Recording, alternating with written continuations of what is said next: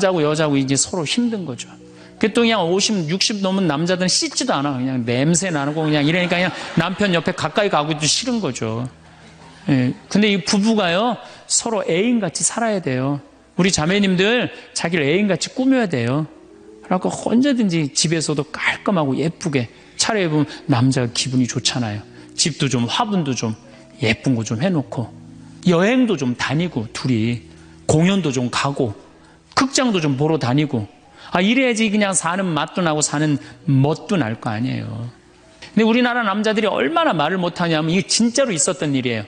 65살 먹은 형제님이 꿈을 잘 꾼 거야. 그래갖고 로또를 산 거야, 금요일 날. 그래갖고 그냥 가슴이 부풀은 거야. 그냥 부인한테 막 자랑을 한 거야. 내가 꿈을 꿨는데 이번 된다. 그리고 보통 꿈이 아니다. 막 돼지가 막 수천 마리 왔다 갔다 한 꿈을 꿨는지. 그래갖고 그냥 막 들떠 있는 거야. 그러니까 부인이 콧소리로 한마디 한 거야.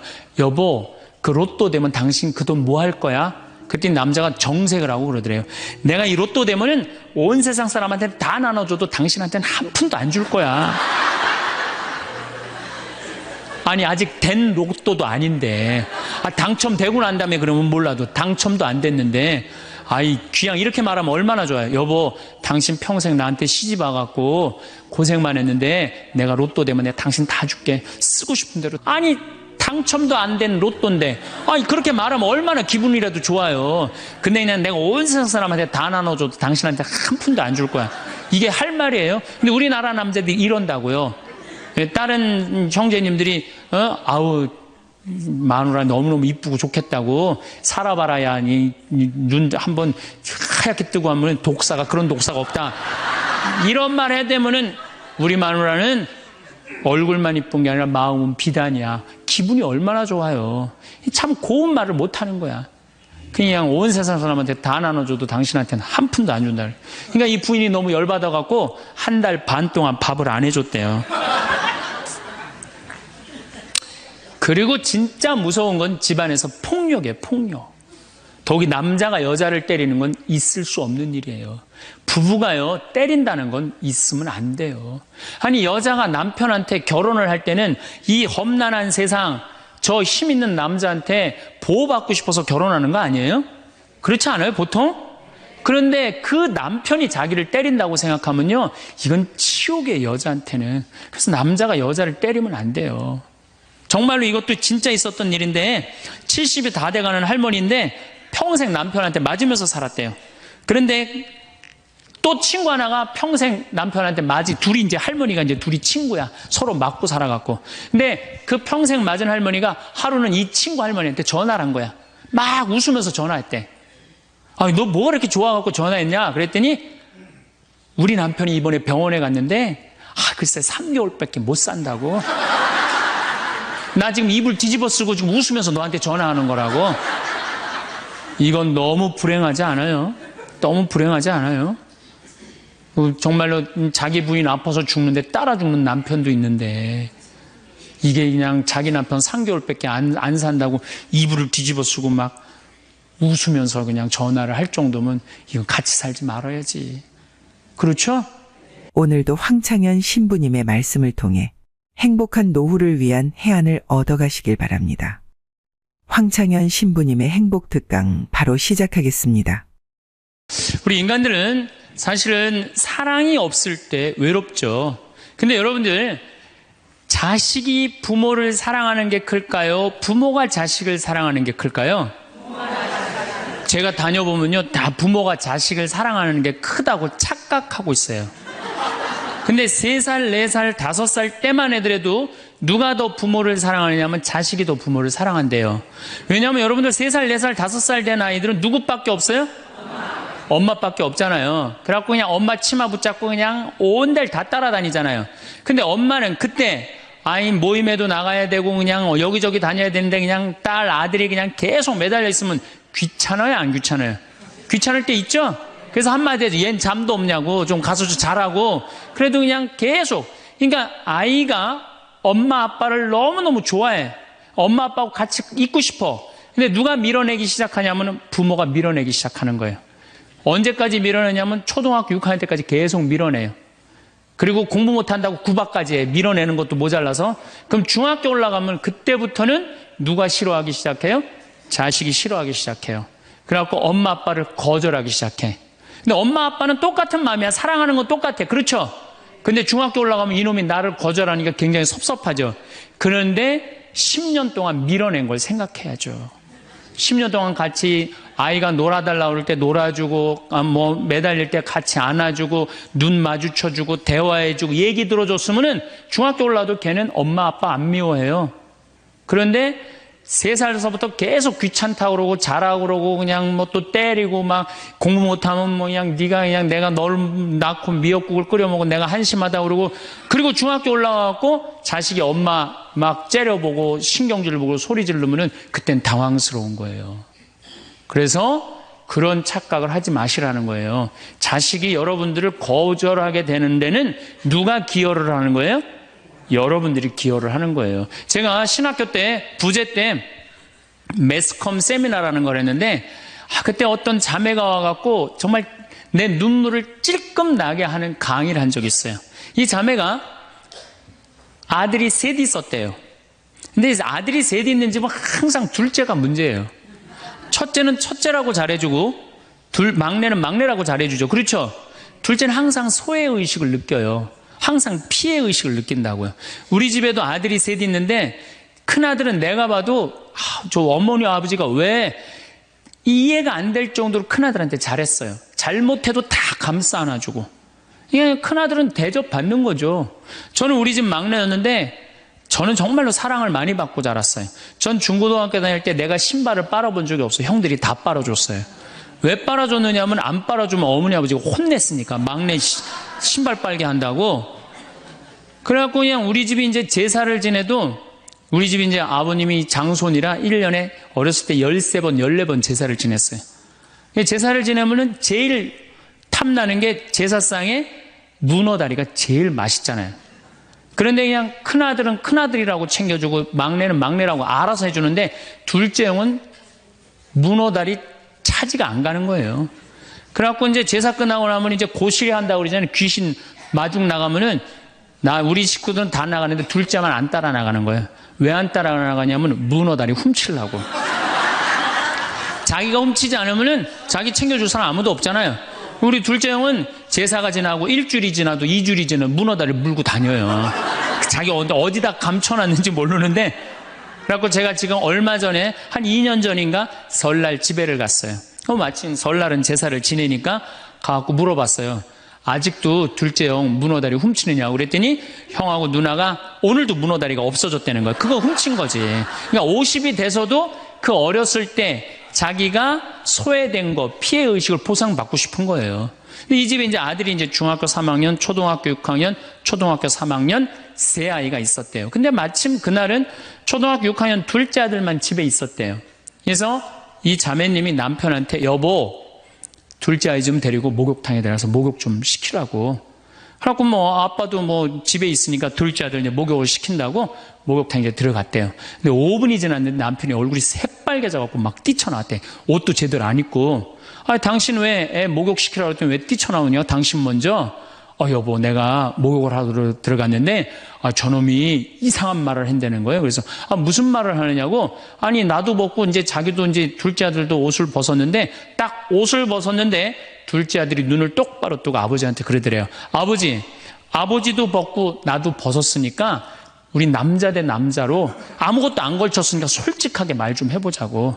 그래서 이놈아 무슨 얘기를 하느냐. 아니 초등학교 6학년 놈이 딱 빨개 벗고 아버지도 벗고 나도 벗었으니까 우리 솔직하게 얘기 좀 해보자고. 그러니까 얼마나 당황스러워요. 그래서 무슨 얘기냐 그랬더니 아버지는 날 정말로 사랑하는 거냐. 무슨 소리냐. 지난 겨울에 아버지가 밤에 두부 심부름 시켰을 때 난 너무너무 밤에 나가는 게 무서웠다. 왜냐하면은 동네에 불량 형들이 걸리면 돈을 뺏고 그래서 난 밤에 나가는 거 너무너무 싫었다. 중학교 3학년 큰형도 있는데 내가 그래서 큰형 왜 안 시키냐고. 그러니까 아버지가 나한테 소리 지르고 나한테 갔다 그래서 내가 울면서 갔다 왔다. 내가 그렇게 무서운데 얼마나 내가 서러웠는지 알았느냐. 그 아버지 나 사랑하는 거냐. 내가 그렇게 마음고생하는 걸 아냐. 뭐 아버지 할 말 없지. 또 아니, 내가 구두 닦았을 땐 한 번도 칭찬도 안 하는데 막내가 아버지 구두 닦으면 그렇게 좋아하고 칭찬하고 500원도 주고 그러는데 왜 나는 한 번도 그런 적이 없느냐. 그리고 우리 아들 셋이서 인사할 때 잘 다녀오시라고 그럴 때 내 머리 쓰다듬은 좀 있냐. 한 번도 없다. 막내 머리만 쓰다듬어 줬지. 날 사랑하는 거냐. 아들이 그냥 그렇게 물어보는 거예요. 당황스러운 거죠. 부모는 항상 세 아들 다 사랑한다고 그러지만은 자식이 느끼는 건 너무너무 섭섭했던 거죠. 그래서 이 아빠가 너무너무 당황스러워갖고 그랬대요. 나는 너를 너무 믿었기 때문에 심부름도 시킨 거고, 난 너를 너무너무 믿었기 때문에 막내 어리니까 이렇게 한 거지. 난 이 셋 중에 너를 너무너무 사랑한다. 그리고 너무 당황스러워서 그냥 옷도 그냥 대충 입고 뛰쳐나온 거예요. 그 자리에서 너무 있기 미안해갖고. 그래갖고 제가 어떻게 하나 보라고 그랬더니 문을 빼꼼히 열고 보니까 아들이 눈에는 눈물이 뚝뚝뚝 떨어지는데 입에는 미소가 있더라는 거예요. 아빠가 날 사랑한다고 그러니까. 그러니까 누가 사랑하는 게 커요? 자식이 부모 사랑하는 게 큰 거예요. 그 사랑을 부모가 까먹고 자꾸 자식한테 못되게 하는 거죠. 그래서 여러분들 정말로 우리가 부모라는 게 중요해요. 아버지가 없는 자식들은 참 힘들어요. 아버지가 없는 자식들은. 여러분들 그 삼국 통일을 한 궁예, 왕건, 견우, 후백제 거기에 궁예 얘기를 좀 할게요. 궁예가요. 뭐 역사적으로 뭐 확실하진 않지만 47대나 48대 경문왕 아들이었대요. 이 셋 중에 제일 난 사람이에요. 왕건은 귀족 아들이고 견우는 평민 아들이야. 근데 궁예는 왕의 아들이었어요. 근데 아버지 없이 자랍니다. 아버지 없이 자라요. 아버지 없이 자라는 사람들은요, 심리학자들이 얘기를 하기에 1살서부터 3살 때까지 가장 중요하대요. 이때 아버지 엄마가 안아주고 뽀뽀해주고 엄마 아빠라고 그럴 때 격려해주고 기저귀 갈아주고 이럴 때 아이들은 뭐가 생기느냐 하면 신뢰심이 생긴대요. 세상은 믿을 만한 데다. 그리고 그냥 아이가 막 걸을 때 옆에서 박수 쳐주고 걸음 뛸 때 그럼 아이들이요, 그 굉장히 심리적으로 안정감을 준다는 거예요. 그런데 이때 아버지가 없는 아이들은 심리적으로 굉장히 불안하다는 거예요. 여러분들, 이 아빠가 아이들 이 목마 태워주면은 애들 좋아해요, 안 좋아해요? 좋아하죠? 그런데 아빠 키가 1m 70이고 애가 50cm면 2m 20이에요. 그 꼭대기에 올라가고 또 애는 아빠 머리를 잡고 막 까르르 넘어가지 않아요? 좋아갖고 아빠 머리를 잡고 걔는 무의식 속에 이런 생각을 갖는데요. 세상은 이렇게 높아도 믿을 만한 데다. 이 든든한 아버지가 있으니까. 그런 믿음이 생긴다는 거예요. 그런데 궁예는 그랬던 경험이 한 번도 없었던 거야. 그러니까 나중에는 사람을 의심을 하기 시작하는 거예요. 의심하기 시작하는 거예요. 그래갖고 나중에 관심법이라는 걸 개발해요. 그래갖고 네가 의심하는지 안 의심하는지 내가 안다. 그래갖고 그냥 신하들도 그냥 의심도 안 하는데 너 의심한다고 그러고 죽이고, 결국 누구까지 죽여요? 자기 부인하고 아들까지 죽여요. 그리고 마지막으로 쓸쓸한 최후를 맞이해요. 신부님, 나는 우리 남편이 일찍 죽어갖고 우리 애들 그냥 혼자 키웠는데 너무 섭섭합니다. 아버지 없이도 훌륭하게 자라는 사람 간혹 있어요. 그게 누구냐면 오바마가 아버지 없이 자라잖아요. 할머니 손에서 얼마나 훌륭해요. 그렇죠? 그러나 일반적으로 보면은 그렇다는 거예요. 아버지가 굉장히 중요한데, 근데 슬픈 거는 우리나라는 아버지가 있어도 없는 것 같아요. 아버지가 있어도. 애는 학원 다니냐고 그냥 정신 팔려가고 아버지는 돈 번다고 해갖고 서로 사랑을 쌀 시간이 없는 거. 서로 사랑을 쌀 시간. 여러분들 자식들이 세상 살아가기 힘들다 하더라도 그 든든한 아버지가 있는 자식들은요, 극복해 나가요. 든든한 아버지가 있는 자식들은. 또 요한복음 17장 하느님 아버지와 얼마나 깊은 사랑으로 묶여 있는지 잘 보여주는 구절이 있어요. 아버지, 세상이 생기기 전에 제가 아버지 앞에서 누리던 그 영광으로 이제 다시 아버지 앞에서 저를 영광스럽게 해주십시오. 그리고 이어서 이렇게 말씀하십니다. 아버지, 아버지께서 제 안에 계시고 제가 아버지 안에 있듯이 그들도 우리 안에 있게 해주십시오. 난 이 구절을 보면요, 가슴이 떨려요. 여러분들 자식 중에 아버지한테 아버지 안에 내가 있고 내 안에 아버지가 있어, 이렇게 말하는 자식들이 있어요?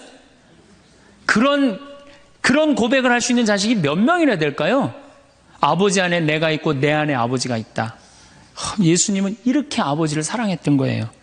의로우신 아버지, 세상은 아버지를 알지 못하였지만 저는 아버지를 알고 있습니다. 저는 그들에게 아버지의 이름을 알려주었고 앞으로도 알려주겠습니다.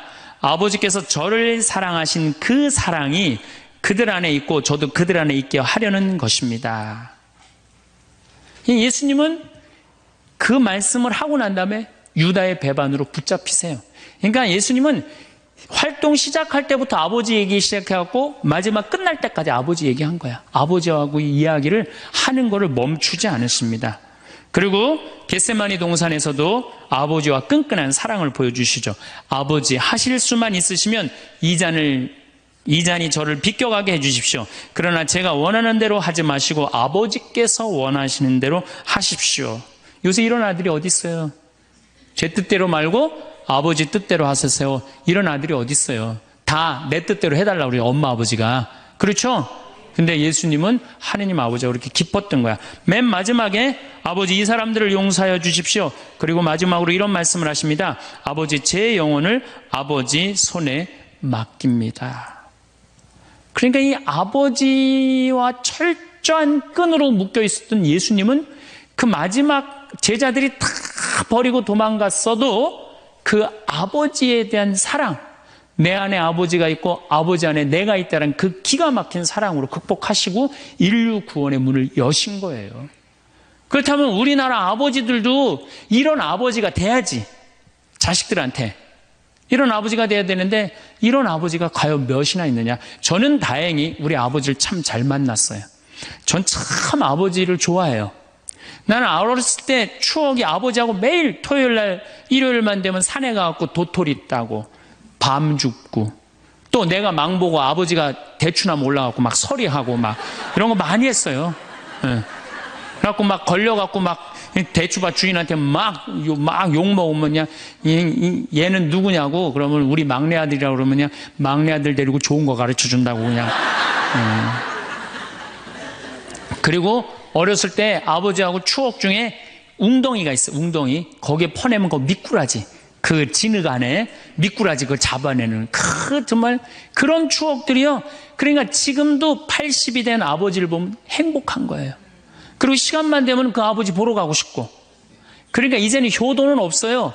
뭐만 남아있어? 사랑만 남아있는 거예요. 추억만 남아있는 거예요. 자식하고 얼마나 좋은 시간을 많이 가졌느냐에 따라서 늙었을 때 안 외롭다는 거예요. 어렸을 때 자식하고 한 번도 놀아준 적이 없어. 10살 때까지 놀아줘야 된다는 거예요. 근데 10살 때까지 한 번도 놀아준 적이 없으면은 자식이 늙은 부모들 한 번도 같이 안 놀아준다 이거예요. 그러니까 늙어서 외로운 거는 자식이 못 돼서가 아니라 누가 싸놓은 업보야? 그렇죠. 그러니까 섭섭할 필요 없어요. 자, 그렇다면은 사랑이 없는 엄마, 사랑이 없는 아버지, 엄마도 없고 아버지도 없는 이 세대는 외로울 수밖에 없어요. 그리고 그들은 어차피 떠나게 돼 있어요. 그렇다면 여러분들 옆에 남아있는 건 누구밖에 없어요? 남편. 그렇죠. 50살에 자식들 떠나면 50부터 100살까지 여러분들 옆에 남아있을 수 있는 유일한 사람은 남편밖에 없어요. 근데 여러분들 그 남편한테 잘해요? 옛날에는요 부모한테 자식이 전부였어요.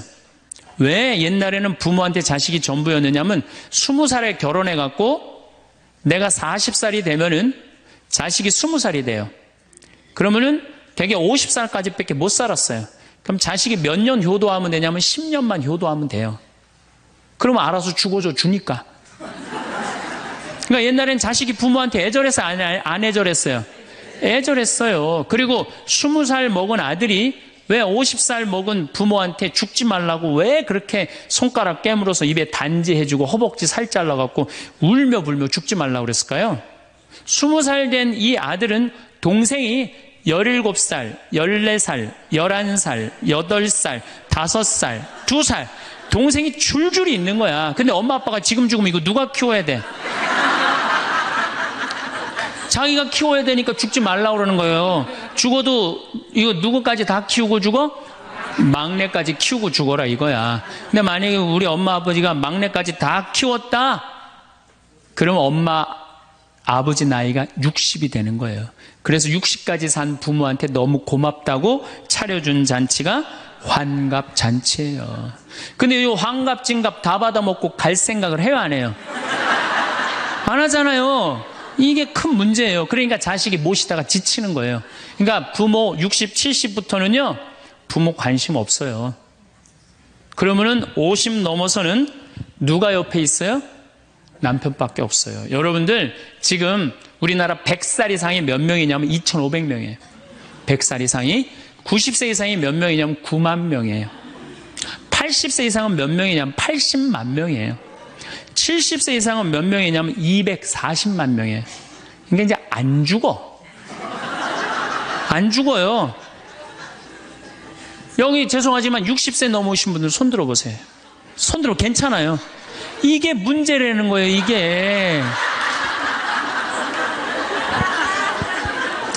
자식은 이미 떠나 있고 50 넘었고 60 넘어갖고는 누가 옆에 있어요? 남편밖에 없어요. 그러면은 자식한테 잘해야 됩니까? 남편한테 잘해야 됩니까? 남편한테 잘해야 돼요. 우리나라는요 안사람 바깥사람 제도가 있어요. 그래갖고 안사람은 집에서 애 놓다 죽고 바깥사람 바깥에서 돈 벌다 죽었어요. 근데 이게 의술이 좋고 영양이 좋고 고생을 안 하다 보니까 바깥사람이 50이 넘어도 안 죽는 거야. 안 죽어갖고 직장에서 쫓겨나갖고 집안에 들어와서 안사람이 돼버려요. 딱 안방에 이제 들어앉아 있는 거죠. 예. 근데 집안에 들어와갖고 부인 일을 도와주면 좋은데 도와줘요, 안 도와줘요? 안 도와주고 그냥 할 일 없으니까 마누라 하는 일 챙겨내, 안 챙겨내요? 챙겨내죠? 이게 미치는 거지, 그때부터. 젊었을 때는 맛있는 거 차려놓고 여보 일찍 들어와. 그래도 생전 안 들어오더니 이제 50 넘어서면 굳이 집에 안 들어와도 되는데 때 따라 철 따라 집에 들어오네. 그러니까 여러분들이 자식들 품에 안하고 키울 때는 외로운지 몰라요. 그렇죠? 근데 자식 떠나고 나면은 체인징 파트너를 해요. 이쁜 자식은 떠나고 쭈글쭈글한 남편이 돌아오는 거야.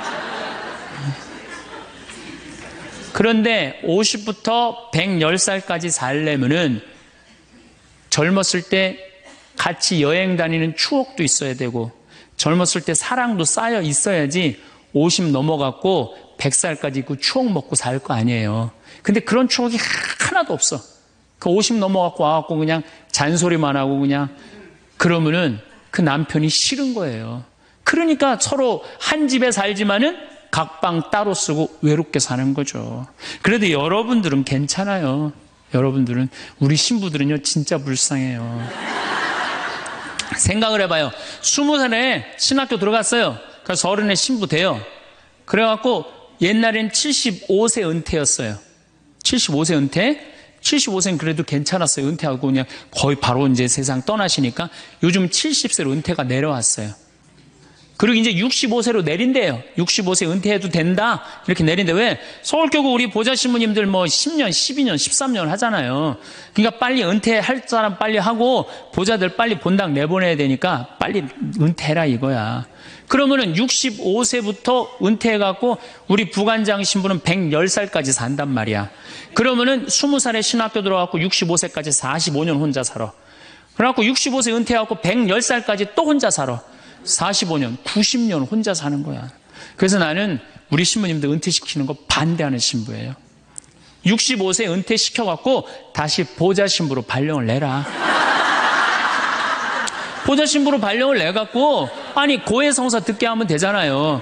아 얼마나 여러분들 속에 있는 얘기하고 싶은 거 많아요. 그렇죠? 아 그럼 고해성사 듣게 하고 또 굳이 신부님들 65세 넘어가고 강론 안 해도 돼요. 미사 없는 강론하게 하면 되잖아. 강론하라 그러면 또 헨소리 또 하고 헨소리 또 하고 그러실 수 있으니까 얼마나 좋아. 차라리 65세에 은퇴시킬 거면 아예 60에 은퇴를 시켜서 장가를 그냥 보내라. 늙어선 좀 안 외롭게. 농담이에요, 농담. 우리보다는 여러분들이 훨씬 덜 외롭다는 거예요. 그렇지 않아요? 여러분들 남편도 있고 자식도 있고 손자도 있잖아요. 그러면 그 소중한 사람들한테 사랑하면서 살아야지. 우린 사랑할 사람도 없는데 여러분 사랑할 사람이 있잖아요. 그럼 조금만 내가 잘하면 되는데 그게 안 되는 거예요. 우리나라 여자들이요. 이 세상이 너무너무 여자 살기 좋은 세상이 돼갖고 여자들이 지금 뭐가 뭔지도 모르고 살아요. 집에서 남편들, 여러분들 남편들이 200만 원, 300만 원 벌어갖고 돈 갖다 주잖아요. 여러분들 길 지나가다 보면은 여러분들 10,000원 주는 사람 있어요? 지나가는 남자가? 없죠? 남편은 200만 원, 300만 원 한 달 뼈 빠지게 갖고 갖다 주잖아요. 그럼 잘해줘야 될 거 아니야. 그렇지 않아요? 그것도 1, 2년 갖다 준 것도 아니고 20년, 30년 갖다 줬으면 잘해줘야 될 거 아니야. 근데 집에서 그런 기가 막힌 남편 왕 대접해줘요? 개 다음으로 대접해. 개 다음으로. 집에 마누라 자식 먹여 살린다고 이마가 땅바닥에 닿도록 인사하고 다니는 거예요. 여러분들 남편들 나가면 그래요. 그럼 집에서 왕대접 해줘야 될 거 아니야. 집에서도 왕대접 못 받아, 직장에서도 왕대접 못 받아. 어디 가면 왕대접 받아요? 룸사롱 가면 왕대접 받아요. 룸사롱 가면은 막 그냥 가슴이 볼랑말랑한 옷 입고 그냥 여자들이 그냥 허벅지 트어진 치마 입고 그냥 머리도 그냥 생머리 싹 하고 그냥 사장님 오셨느냐고 그냥 팔짱도 끼고 그냥 술도 따라주고 그냥 또 그냥 안주 드시라고 그냥 땅콩 오징어 말아갖고 입에 막 넣어주고. 얼마나. 그러니까 30만 원, 40만 원 쓰는 게 안 아까운 거예요. 대한민국의 룸사롱으로 남자를 몰아내는 건 누가 몰아내는 거냐? 여자들이 난 몰아낸다고 생각해요. 여자들이. 마누라라는 게 아침에 출근할 때 보면 막 사자머리를 해갖고 막 귀신 눈을 해갖고 그냥 여보 다녀와 그냥 다녀오게 하고 난 다음에 다녀오라고 그래야지. 예쁘게 차려입고 문 입구에서 여보 다녀와. 그러면 내가 이렇게 이쁜 마누라 있는 집에 돌아와야 돼. 그런 마음으로 나가서 일할 거 아니에요. 사자머리 밥도 제대로 안 챙겨주고 그냥 다녀오라고 그러고. 또 대한민국 남자들은 또 착해요. 또 다녀오랜다고 저녁에 여보 나 다녀왔어. 근데 아직도 그냥 사자머리를 하고 그냥 텔레비 보고 앉아있으면 어느 남자가 집에 들어가고 싶겠어요. 그렇지 않겠어요? 그래서요, 사람은요, 부부는요, 사는 맛이 있어야 돼요. 사는 맛이. 50이 넘으면요, 남자가 테스토스테론은 없고 에스트로겐만 있어요. 여성 호르몬이 자꾸 나와요. 그래서 성적인 능력이 사라져요. 성적인 능력이 사라지니까 50 넘은 남자들은 무슨 낙으로 사느냐면 먹는 낙으로 사는 거예요. 먹는 낙으로. 그냥 50만 되면 말하는 거 좋아하고 먹는 거 좋아한단 말이야. 근데 이 남자는 50이 넘으면 먹는 걸 좋아하는데 50이 넘은 여자는 이 세상에서 제일 하기 싫은 게 밥이야, 밥.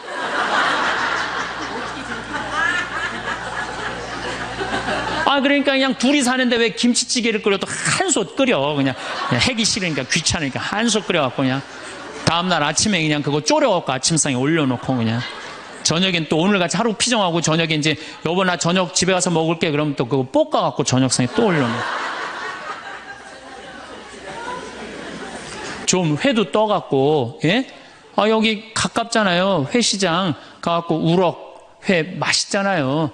매운탕도 떠갖고 소주도 한 병 사고 그래갖고 그냥 허벅지 틀어진 치마 이브닝 드레스도 하나 딱 입고 저녁에 남편 들어오면 여보 이거 내가 한 거야 딱 술 따라주면 남자가 얼마나 살맛이 나요.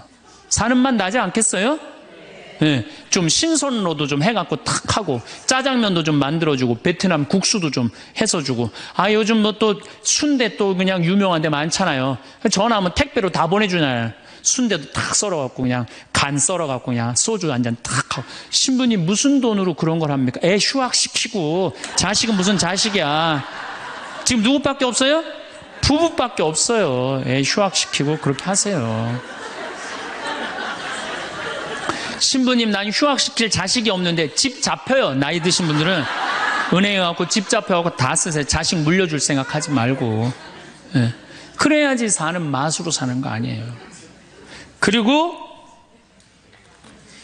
부부는 사는 맛으로도 살아야지만 사는 멋으로도 살아야 돼. 사는 멋이 있다. 멋있게 살아야 될 거 아니에요. 근데 나는 제일 가슴 아픈 우리 자매님들이 어떤 분들이냐면은 자기를 꾸미지 않는 분들이에요. 이쁘게 좀 이쁜 옷도 사 입고 그래야 되는데 생전 자기가 무슨 군인이야? 집에 있어도 파마를 해도 꼭 철모 뒤집어 쓴 거 딱 1년 내내 풀어지지도 않는 거 쓰고 앉아갖고 그냥 생전 그냥 마누라라는 게 그냥 맵시 있는 옷 한 번 제대로 입지도 않고. 그럼 남편이 사는 맛이 있어요? 사는 멋이 있어요? 좀 꾸며야죠, 본인이. 예쁜 옷도 좀 사서 입고, 좀 브릿지도 좀 넣었다가, 머리도 그냥 생머리도 했다가, 이쪽으로도 묶었다가, 저쪽으로도 묶었다가, 어느 날 좀 틀어도 올리고, 막 이래야지 그냥 남자가 사는 맛도 있고, 사는 멋도 있을 거 아니에요. 생전 그냥, 옷도 그냥, 신부님, 맵시가 있어야지 옷을 사입죠. 그러면 좀 살도 좀 빼시고. 그냥 이건 벤지 엉덩이지 구분도 안 되는 그냥 몸매를 가지고 그러니까 그냥 몸빼바지만 계속 짚고 이 집에 있으면은 어느 남자가 집에서 가고 싶어요. 본인을 꾸미시라는 거예요. 그래서 남자는요, 사는 맛도 있고 사는 멋도 있는 거, 멋도 있어야 돼요. 그래서 예쁜 옷. 남편도 좀 꾸며주고. 남편도 좀 나비 넥타이도 좀 하고. 남자가 50이 넘으면요, 제가 지난 그 미국에 한번 강의를 갔는데 너무 멋있는 부부를 봤어요. 남편이 한 60쯤 돼 보이는데 식사를 같이 하려고 그러는데 남편이 살짝 머리가 벗겨졌더라고요. 근데 부인이 사각모를 탁 저기 차에 하더라고요. 남편을 바깥에서 만났는데 딱 했는데 부인이 여보 이거 써. 탁 씌워주는데 너무 멋있더라고요. 여러분들 앞 백화점에 가갖고 남편 좀 사각모도 좀 멋있는 거 좀 중절모도 멋있는 거 사서 탁 씌우면 얼마나 좋아. 그렇지 않아요? 옷도 이제 50이 넘으면요 단색을 입어야 돼요. 노란색을 입든지 초록색을 입든지 아니면 빨간색을 입든지 그래야지 좀 젊어 보이는데 이거는 그냥 김치국물 떨어져도 안 보이는 체크무늬 사서 입혀갖고 그냥 1년 내내 빨아주지도 않고 그냥 맛도 없고 멋도 없는 거죠. 그래서 좀 무슨 돈으로 애 휴학시키고 자식은 무슨 자식이에요. 여러분들 이제 50이 넘어가갖고요, 여러분들의 유일한 동반자는 누구밖에 없다? 남편밖에 없다. 그럼 남편한테 잘해줘야죠. 제가 여러분들한테 꼭 부탁하고 싶은 거는 옛날에 중세시대는요 성제 집 다 팔아 갖고 갔어요. 다 팔아서 그냥 예루살렘 가는 걸로 끝나는 거예요. 거기서 죽어도 여한이 없다고. 그러니까 여러분들도 예수님 어제 복음에 자케오 얘기 나왔죠? 그거 예리고 얼마나 좋아요. 그리고 그냥 갈릴레아도 좀 호수도 가보고 얼마나 좋아요. 신부님 무슨 돈으로? 휴학시키고 그 돈이면 충분해요. 한번 갔다 오면은요 신앙이 틀려지거든요. 성주순례도 가고. 제가 지난 9월인가 작년 9월에 성주순례를 한 40분 하고 갔다 왔는데 어떤 형제님이 70 먹은 형제님이 기가 막힌 말씀을 하시더라고요. 무슨 말씀을 하시냐면은 내 강의를 듣고 집을 잡혀서 왔대요. 근데 가만히 생각을 해보니까 집은 은행에 잡히면 대출을 해준대요. 은행에 잡히면 대출해주잖아요. 근데 나이는 대출해주는 데가 아무 데도 없대요. 여러분들 누가 나이 대출해줘? 한 살이라도 더 먹기 전에 다리에 힘 풀리기 전에 갔다 오셔요. 그리고 내가 성주순례를 가면은 너무 행복해하는 거 자매님들이. 그래갖고 나는 은혜 받아갖고 성제 갖고 그냥 성령을 충만히 받아갖고 10일 동안 저렇게 행복하고 그냥 은총에 그냥 가득한 줄 알았더니 12일 동안 밥을 안 하잖아. 밥을.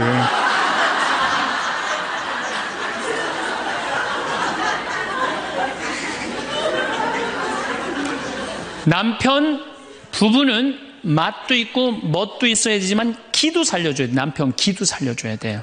50이 넘어가고 남편 기 살려줄 사람이 직장에서 기가 살겠어요? 사회에서 기가 살겠어요? 본인이 기가 살겠어요? 유일하게 기 살려줄 수 있는 사람은 누구밖에 없어요? 부인밖에 없어요. 부부가 50이 넘으면요 자식들 떠나고 둘만 덩그랗게 집에 남아서 50년을 같이 살아야 돼요. 말을 정말로 남편 즐거운 말, 남편 좋은 말, 우리 남편 아직도 알통 튼튼하다.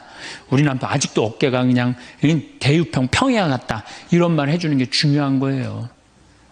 그런데 그냥 말을 진짜 못해. 내가 2000년 역사상 말 진짜 못하는 놈 한 놈 알고 있어요.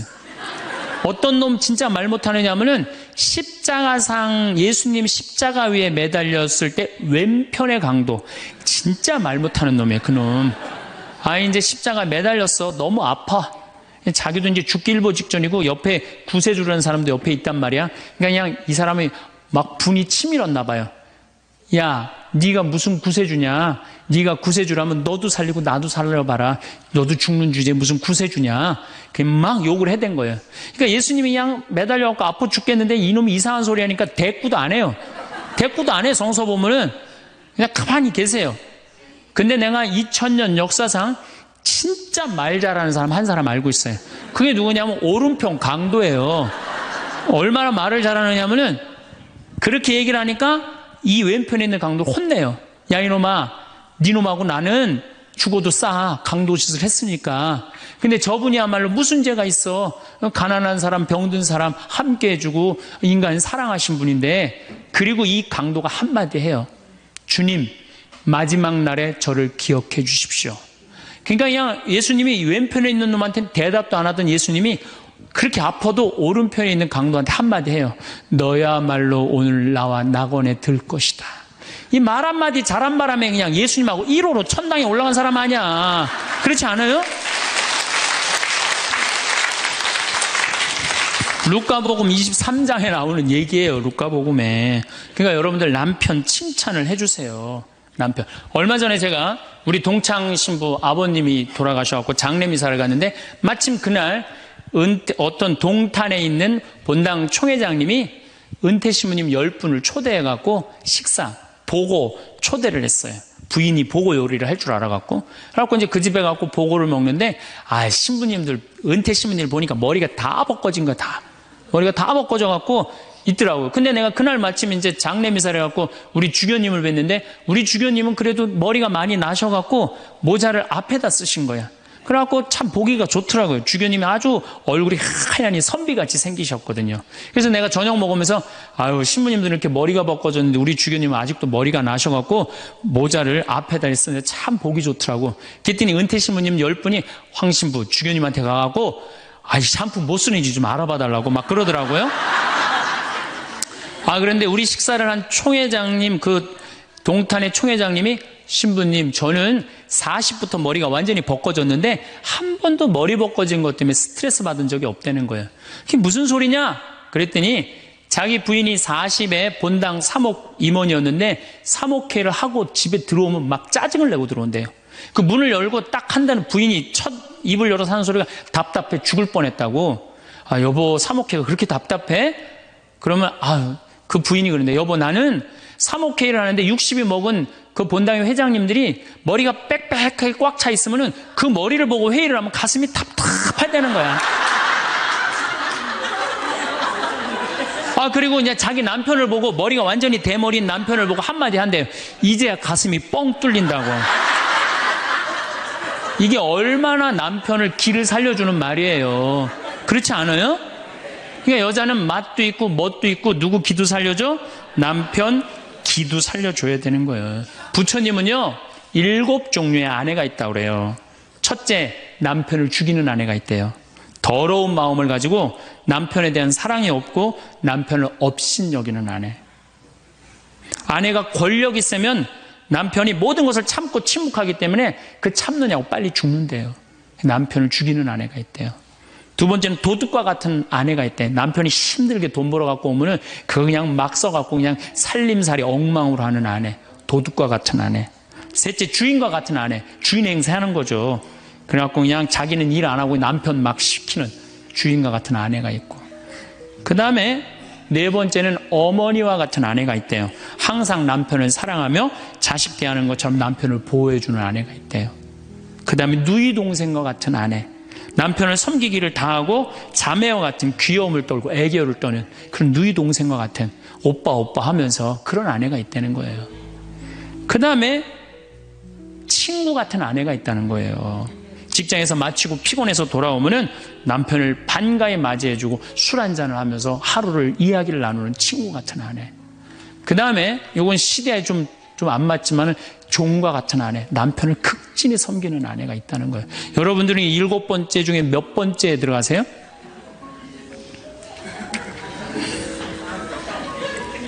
아무것도 아니에요? 이 7번째 아무것도 아니면 큰일인데. 근데 우리나라 남자들도 문제예요. 사실은 이 부인한테 참 잘해야 되거든요. 자기 믿고 따라온 사람이 얼마나 귀하게 해야 돼.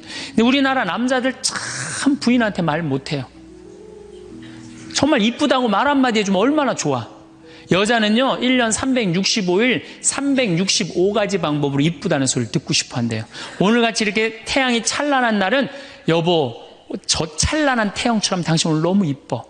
그리고 비가 촉촉하게 오면 여보 당신 촉촉한 비처럼 이뻐.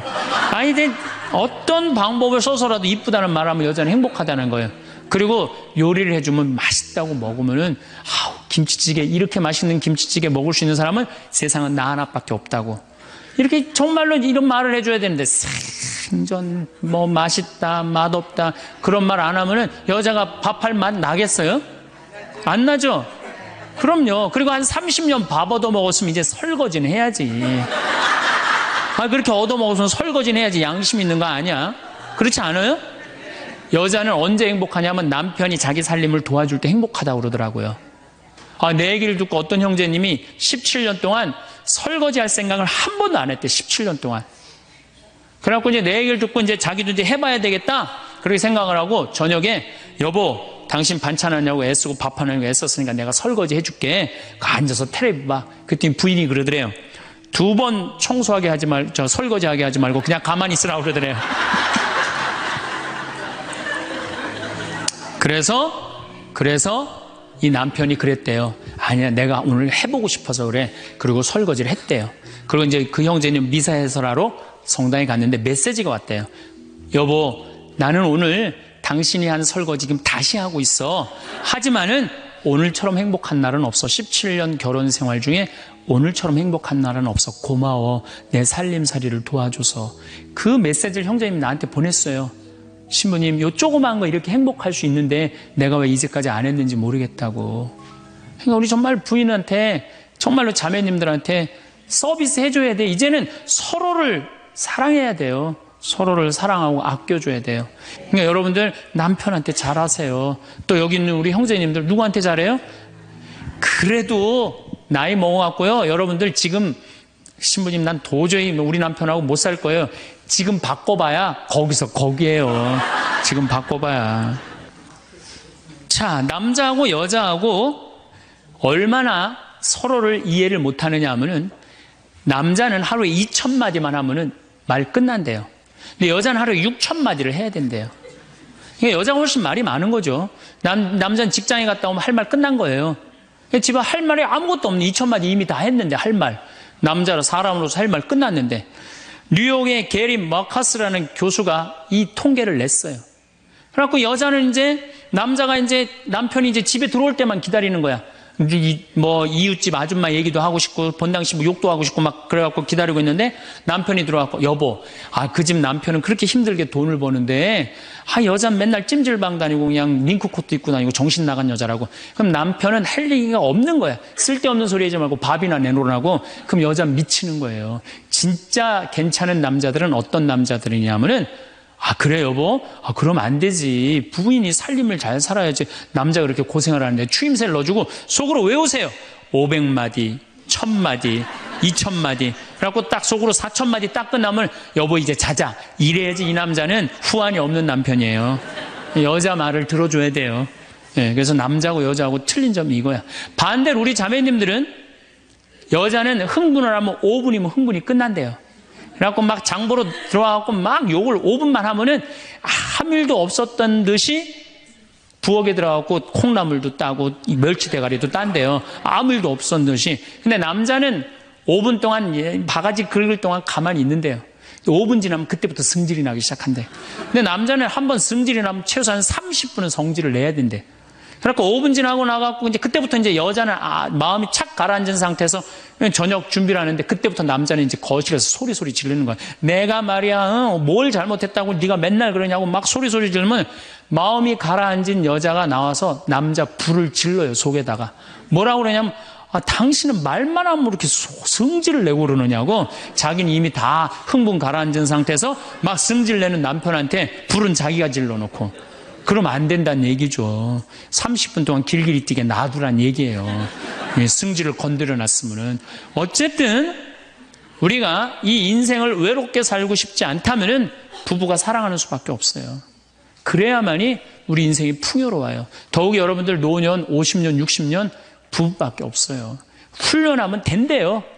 그 부부 사랑 훈련하는 그 많은 책자를 읽어보면요. 그 서로 훈련이 안 돼 있어서 그렇지 훈련하면 서로 사랑한대요. 그리고 외롭지 않다는 거예요. 우리 인간들은 사실은 사랑이 없을 때 외롭죠. 근데 여러분들 자식이 부모를 사랑하는 게 클까요? 부모가 자식을 사랑하는 게 클까요? 제가 다녀보면요. 다 부모가 자식을 사랑하는 게 크다고 착각하고 있어요. 근데 3살, 4살, 5살 때만 애들에도 누가 더 부모를 사랑하느냐면 자식이 더 부모를 사랑한대요. 왜냐하면 여러분들 3살, 4살, 5살 된 아이들은 누구밖에 없어요? 엄마밖에 없잖아요. 그래갖고 그냥 엄마 치마 붙잡고 그냥 온 데를 다 따라다니잖아요. 근데 엄마는 그때 아이 모임에도 나가야 되고 그냥 여기저기 다녀야 되는데 그냥 딸, 아들이 그냥 계속 매달려 있으면 귀찮아요, 안 귀찮아요? 귀찮을 때 있죠? 그래서 한마디 해도 얜 잠도 없냐고 좀 가서 좀 잘하고 그래도 그냥 계속 그러니까 아이가 엄마 아빠를 너무너무 좋아해. 엄마 아빠하고 같이 있고 싶어. 근데 누가 밀어내기 시작하냐면 부모가 밀어내기 시작하는 거예요. 언제까지 밀어내냐면 초등학교 6학년 때까지 계속 밀어내요. 그리고 공부 못한다고 구박까지 해. 밀어내는 것도 모자라서. 그럼 중학교 올라가면 그때부터는 누가 싫어하기 시작해요? 자식이 싫어하기 시작해요. 그래갖고 엄마 아빠를 거절하기 시작해.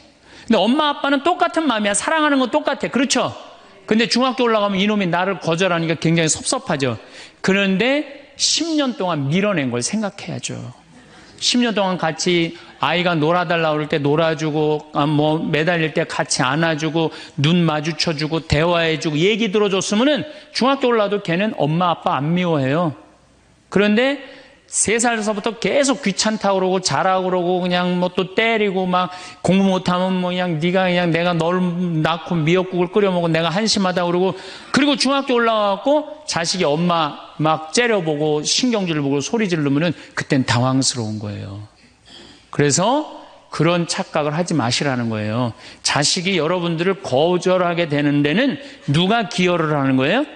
여러분들이 기여를 하는 거예요. 제가 신학교 때 부제 때 매스컴 세미나라는 걸 했는데 그때 어떤 자매가 와갖고 정말 내 눈물을 찔끔 나게 하는 강의를 한 적이 있어요.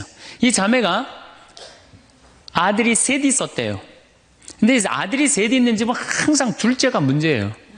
첫째는 첫째라고 잘해주고 막내는 막내라고 잘해주죠. 그렇죠?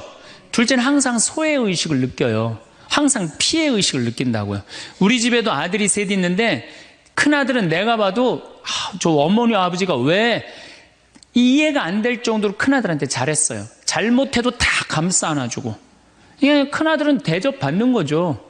저는 우리 집 막내였는데 저는 정말로 사랑을 많이 받고 자랐어요. 전 중고등학교 다닐 때 내가 신발을 빨아본 적이 없어요. 형들이 다 빨아줬어요.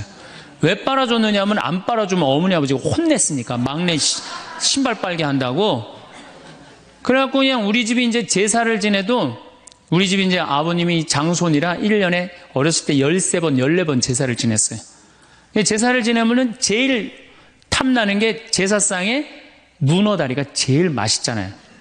그런데 그냥 큰아들은 큰아들이라고 챙겨주고 막내는 막내라고 알아서 해주는데 둘째 형은 문어다리 차지가 안 가는 거예요. 그래갖고 이제 제사 끝나고 나면 이제 고시리 한다고 그러잖아요. 귀신 마중 나가면은 우리 식구들은 다 나가는데 둘째만 안 따라 나가는 거예요. 왜 안 따라 나가냐면 문어다리 훔치려고. 자기가 훔치지 않으면은 자기 챙겨줄 사람 아무도 없잖아요. 우리 둘째 형은 제사가 지나고 일주일이 지나도 2주일이 지나도 문어다리 물고 다녀요. 자기 어디다 감춰놨는지 모르는데. 그래갖고 제가 지금 얼마 전에 한 2년 전인가 설날 집에를 갔어요. 마침 설날은 제사를 지내니까 가갖고 물어봤어요. 아직도 둘째 형 문어다리 훔치느냐고 그랬더니 형하고 누나가 오늘도 문어다리가 없어졌다는 거예요. 그거 훔친 거지. 그러니까 50이 돼서도 그 어렸을 때 자기가 소외된 거, 피해의식을 보상받고 싶은 거예요. 이 집에 이제 아들이 이제 중학교 3학년, 초등학교 6학년, 초등학교 3학년 세 아이가 있었대요. 근데 마침 그날은 초등학교 6학년 둘째 아들만 집에 있었대요. 그래서 이 자매님이 남편한테 여보, 둘째 아이 좀 데리고 목욕탕에 데려가서 목욕 좀 시키라고. 그래갖고 뭐 아빠도 뭐 집에 있으니까 둘째 아들 이제 목욕을 시킨다고 목욕탕에 이제 들어갔대요. 근데 5분이 지났는데 남편이 얼굴이 새빨개져갖고 막 뛰쳐나왔대. 옷도 제대로 안 입고. 당신 왜 애 목욕시키라고 했더니 왜 뛰쳐나오냐? 당신 먼저. 여보, 내가 목욕을 하러 들어갔는데, 저놈이 이상한 말을 한다는 거예요. 그래서, 무슨 말을 하느냐고, 아니, 나도 벗고, 이제 자기도 이제 둘째 아들도 옷을 벗었는데, 딱 옷을 벗었는데, 둘째 아들이 눈을 똑바로 뜨고 아버지한테 그러더래요. 아버지도 벗고, 나도 벗었으니까, 우리 남자 대 남자로 아무것도 안 걸쳤으니까 솔직하게 말 좀 해보자고. 그래서 이놈은 무슨 얘기를 하느냐? 아니, 초등학교 6학년 놈이 딱 빨개 벗고 아버지도 벗고 나도 벗었으니까 우리 솔직하게 얘기 좀 해보자고 그러니까 얼마나 당황스러워요. 그래서 무슨 얘기냐? 그랬더니 아버지는 날 정말로 사랑하는 거냐? 무슨 소리냐? 지난 겨울에 아버지가 밤에 두부 심부름 시켰을 때 난 너무너무 밤에 나가는 게 무서웠다. 왜냐하면은 동네에 불량 형들이 걸리면 돈을 뺏고 그래서 난 밤에 나가는 거 너무너무 싫었다. 중학교 3학년 큰형도 있는데 내가 그래서 큰형 왜 안 시키냐고. 그러니까 아버지가 나한테 소리 지르고 나한테 갔다 그래서 내가 울면서 갔다 왔다. 내가 그렇게 무서운데 얼마나 내가 서러웠는지 알았느냐. 그 아버지 나 사랑하는 거냐. 내가 그렇게 마음고생하는 걸 아냐. 뭐 아버지 할 말 없지. 또 아니 내가 구두 닦았을 땐 한 번도 칭찬도 안 하는데 막내가 아버지 구두 닦으면 그렇게 좋아하고 칭찬하고 500원도 주고 그러는데 왜 나는 한 번도 그런 적이 없느냐. 그리고 우리 아들 셋이서 인사할 때 잘 다녀오시라고 그럴 때 내 머리 쓰다듬은 좀 있냐. 한 번도 없다. 막내 머리만 쓰다듬어 줬지. 날 사랑하는 거냐. 아들이 그냥 그렇게 물어보는 거예요. 당황스러운 거죠. 부모는 항상 세 아들 다 사랑한다고 그러지만은 자식이 느끼는 건 너무너무 섭섭했던 거죠. 그래서 이 아빠가 너무너무 당황스러워갖고 그랬대요. 나는 너를 너무 믿었기 때문에 심부름도 시킨 거고 난 너를 너무너무 믿었기 때문에 막내 어리니까 이렇게 한 거지. 난 이 셋 중에 너를 너무너무 사랑한다. 그리고 너무 당황스러워서 그냥 옷도 그냥 대충 입고 뛰쳐나온 거예요. 그 자리에서 너무 있기 미안해갖고. 그래갖고 제가 어떻게 하나 보라고 그랬더니 문을 빼꼼히 열고 보니까 아들이 눈에는 눈물이 뚝뚝뚝 떨어지는데 입에는 미소가 있더라는 거예요. 아빠가 날 사랑한다고 그러니까. 그러니까 누가 사랑하는 게 커요? 자식이 부모 사랑하는 게 큰 거예요. 그 사랑을 부모가 까먹고 자꾸 자식한테 못되게 하는 거죠. 그래서 여러분들 정말로 우리가 부모라는 게 중요해요. 아버지가 없는 자식들은 참 힘들어요. 아버지가 없는 자식들은. 여러분들 삼국 통일을 한 궁예, 왕건, 견우, 후백제 거기에 궁예 얘기를 좀 할게요. 궁예가요. 뭐 역사적으로 뭐 확실하진 않지만 47대나 48대 경문왕 아들이었대요. 이 셋 중에 제일 난 사람이에요. 왕건은 귀족 아들이고 견우는 평민 아들이야. 근데 궁예는 왕의 아들이었어요. 근데 아버지 없이 자랍니다. 아버지 없이 자라요. 아버지 없이 자라는 사람들은요, 심리학자들이 얘기를 하기에 1살서부터 3살 때까지 가장 중요하대요. 이때 아버지 엄마가 안아주고 뽀뽀해주고 엄마 아빠라고 그럴 때 격려해주고 기저귀 갈아주고 이럴 때 아이들은 뭐가 생기느냐 하면 신뢰심이 생긴대요. 세상은 믿을 만한 데다. 그리고 그냥 아이가 막 걸을 때 옆에서 박수 쳐주고 걸음 뛸 때 그럼 아이들이요 그 굉장히 심리적으로 안정감을 준다는 거예요. 그런데 이때 아버지가 없는 아이들은 심리적으로 굉장히 불안하다는 거예요. 여러분들 이 아빠가 아이들 이 목마 태워주면은 애들 좋아해요 안 좋아해요? 좋아하죠? 그런데 아빠 키가 1m 70이고 애가 50cm면 2m 20이에요. 그 꼭대기에 올라가고 또 애는 아빠 머리를 잡고 막 깔깔깔 까르르 넘어가지 않아요? 좋아갖고 아빠 머리를 잡고 걔는 무의식 속에 이런 생각을 갖는데요. 세상은 이렇게 높아도 믿을 만한 데다. 이 든든한 아버지가 있으니까. 그런 믿음이 생긴다는 거예요. 그런데 궁예는 그랬던 경험이 한 번도 없었던 거야. 그러니까 나중에는 사람을 의심을 하기 시작하는 거예요. 의심하기 시작하는 거예요. 그래갖고 나중에 관심법이라는 걸 개발해요. 그래갖고 네가 의심하는지 안 의심하는지 내가 안다. 그래갖고 그냥 신하들도 그냥 의심도 안 하는데 너 의심한다고 그러고 죽이고 결국 누구까지 죽여요? 자기 부인하고 아들까지 죽여요. 그리고 마지막으로 쓸쓸한 최후를 맞이해요. 신부님, 나는 우리 남편이 일찍 죽어갖고 우리 애들 그냥 혼자 키웠는데 너무 섭섭합니다. 아버지 없이도 훌륭하게 잘하는 사람 간혹 있어요. 그게 누구냐면 오바마가 아버지 없이 잘하잖아요. 할머니 손에서 얼마나 훌륭해요. 그렇죠? 그러나 일반적으로 보면은 그렇다는 거예요. 아버지가 굉장히 중요한데, 근데 슬픈 거는 우리나라는 아버지가 있어도 없는 것 같아요. 아버지가 있어도. 애는 학원 다니냐고 그냥 정신 팔려가고 아버지는 돈 번다고 해갖고 서로 사랑을 쌀 시간이 없는 거. 서로 사랑을 쌀 시간. 여러분들 자식들이 세상 살아가기 힘들다 하더라도 그 든든한 아버지가 있는 자식들은요, 극복해 나가요. 든든한 아버지가 있는 자식들은. 또 요한복음 17장 하느님 아버지와 얼마나 깊은 사랑으로 묶여 있는지 잘 보여주는 구절이 있어요. 아버지, 세상이 생기기 전에 제가 아버지 앞에서 누리던 그 영광으로 이제 다시 아버지 앞에서 저를 영광스럽게 해주십시오. 그리고 이어서 이렇게 말씀하십니다. 아버지, 아버지께서 제 안에 계시고 제가 아버지 안에 있듯이 그들도 우리 안에 있게 해주십시오. 난 이 구절을 보면요, 가슴이 떨려요. 여러분들 자식 중에 아버지한테 아버지 안에 내가 있고 내 안에 아버지가 있어, 이렇게 말하는 자식들이 있어요? 그런 고백을 할 수 있는 자식이 몇 명이나 될까요? 아버지 안에 내가 있고 내 안에 아버지가 있다. 예수님은 이렇게 아버지를 사랑했던 거예요. 의로우신 아버지, 세상은 아버지를 알지 못하였지만 저는 아버지를 알고 있습니다. 저는 그들에게 아버지 이름을 알려주었고 앞으로도 알려주겠습니다. 아버지께서 저를 사랑하신 그 사랑이 그들 안에 있고 저도 그들 안에 있게 하려는 것입니다. 예수님은 그 말씀을 하고 난 다음에 유다의 배반으로 붙잡히세요. 그러니까 예수님은 활동 시작할 때부터 아버지 얘기 시작해갖고 마지막 끝날 때까지 아버지 얘기한 거야. 아버지하고 이야기를 하는 거를 멈추지 않으십니다. 그리고 겟세마니 동산에서도 아버지와 끈끈한 사랑을 보여주시죠. 아버지, 하실 수만 있으시면 이 잔이 저를 비껴가게 해주십시오. 그러나 제가 원하는 대로 하지 마시고 아버지께서 원하시는 대로 하십시오. 요새 이런 아들이 어디 있어요? 제 뜻대로 말고 아버지 뜻대로 하세요. 이런 아들이 어디 있어요? 다 내 뜻대로 해달라고 그래요, 엄마 아버지가. 그렇죠? 근데 예수님은 하느님 아버지가 그렇게 기뻤던 거야. 맨 마지막에 아버지, 이 사람들을 용서하여 주십시오. 그리고 마지막으로 이런 말씀을 하십니다. 아버지, 제 영혼을 아버지 손에 맡깁니다. 그러니까 이 아버지와 철저한 끈으로 묶여 있었던 예수님은 그 마지막 제자들이 다 버리고 도망갔어도 그 아버지에 대한 사랑, 내 안에 아버지가 있고 아버지 안에 내가 있다는 그 기가 막힌 사랑으로 극복하시고 인류 구원의 문을 여신 거예요. 그렇다면 우리나라 아버지들도 이런 아버지가 돼야지.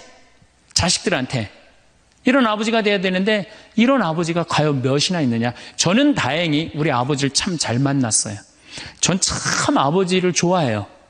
나는 어렸을 때 추억이 아버지하고 매일 토요일날 일요일만 되면 산에 가갖고 도토리 따고 밤 줍고, 또 내가 망보고 아버지가 대추나무 올라가고 막 서리하고 막 이런 거 많이 했어요.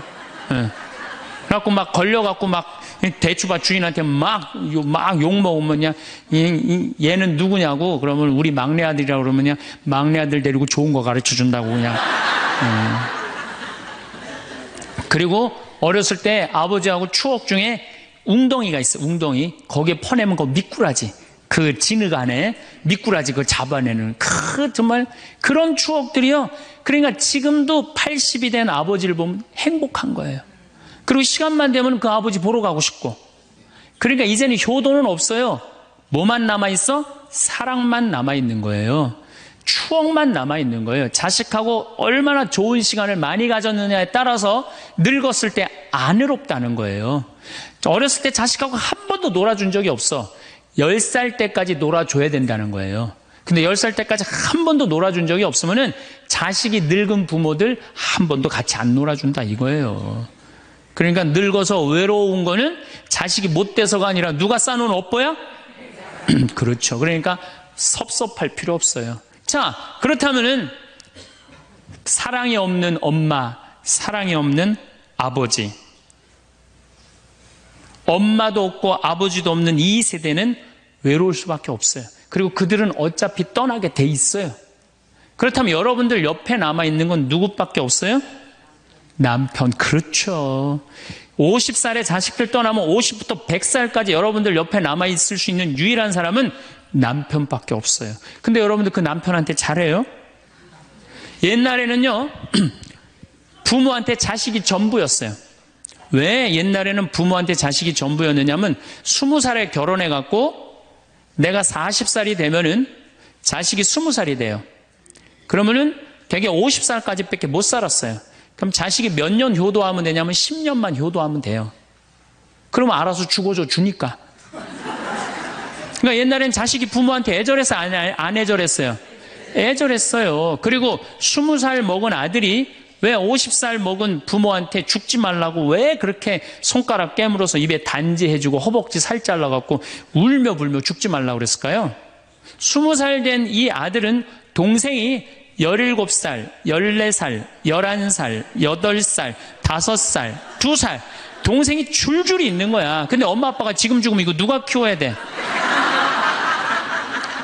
자기가 키워야 되니까 죽지 말라고 그러는 거예요. 죽어도 이거 누구까지 다 키우고 죽어?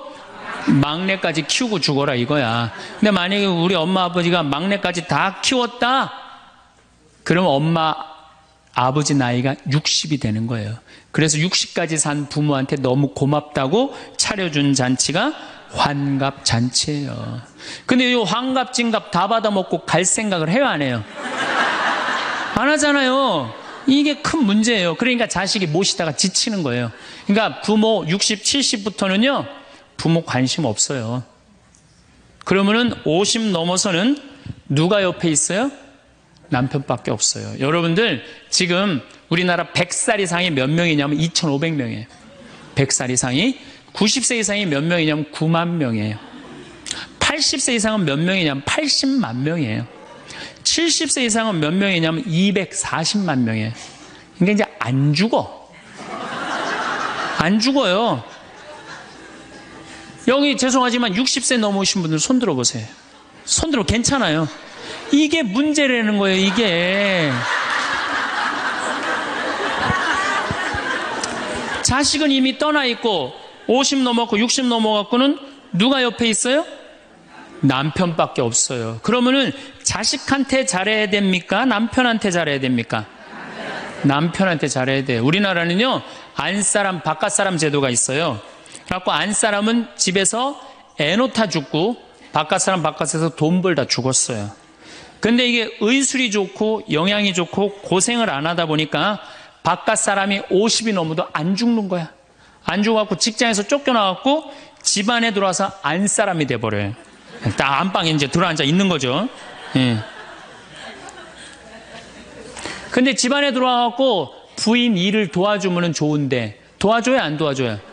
안 도와주고 그냥 할 일 없으니까 마누라 하는 일 챙겨내, 안 챙겨내요? 챙겨내죠? 이게 미치는 거지, 그때부터. 젊었을 때는 맛있는 거 차려놓고 여보 일찍 들어와. 그래도 생전 안 들어오더니 이제 50 넘어서는 굳이 집에 안 들어와도 되는데 때 따라 철 따라 집에 들어오네. 그러니까 여러분들이 자식들 품에 안하고 키울 때는 외로운지 몰라요. 그렇죠? 근데 자식 떠나고 나면은 체인징 파트너를 해요. 이쁜 자식은 떠나고 쭈글쭈글한 남편이 돌아오는 거야.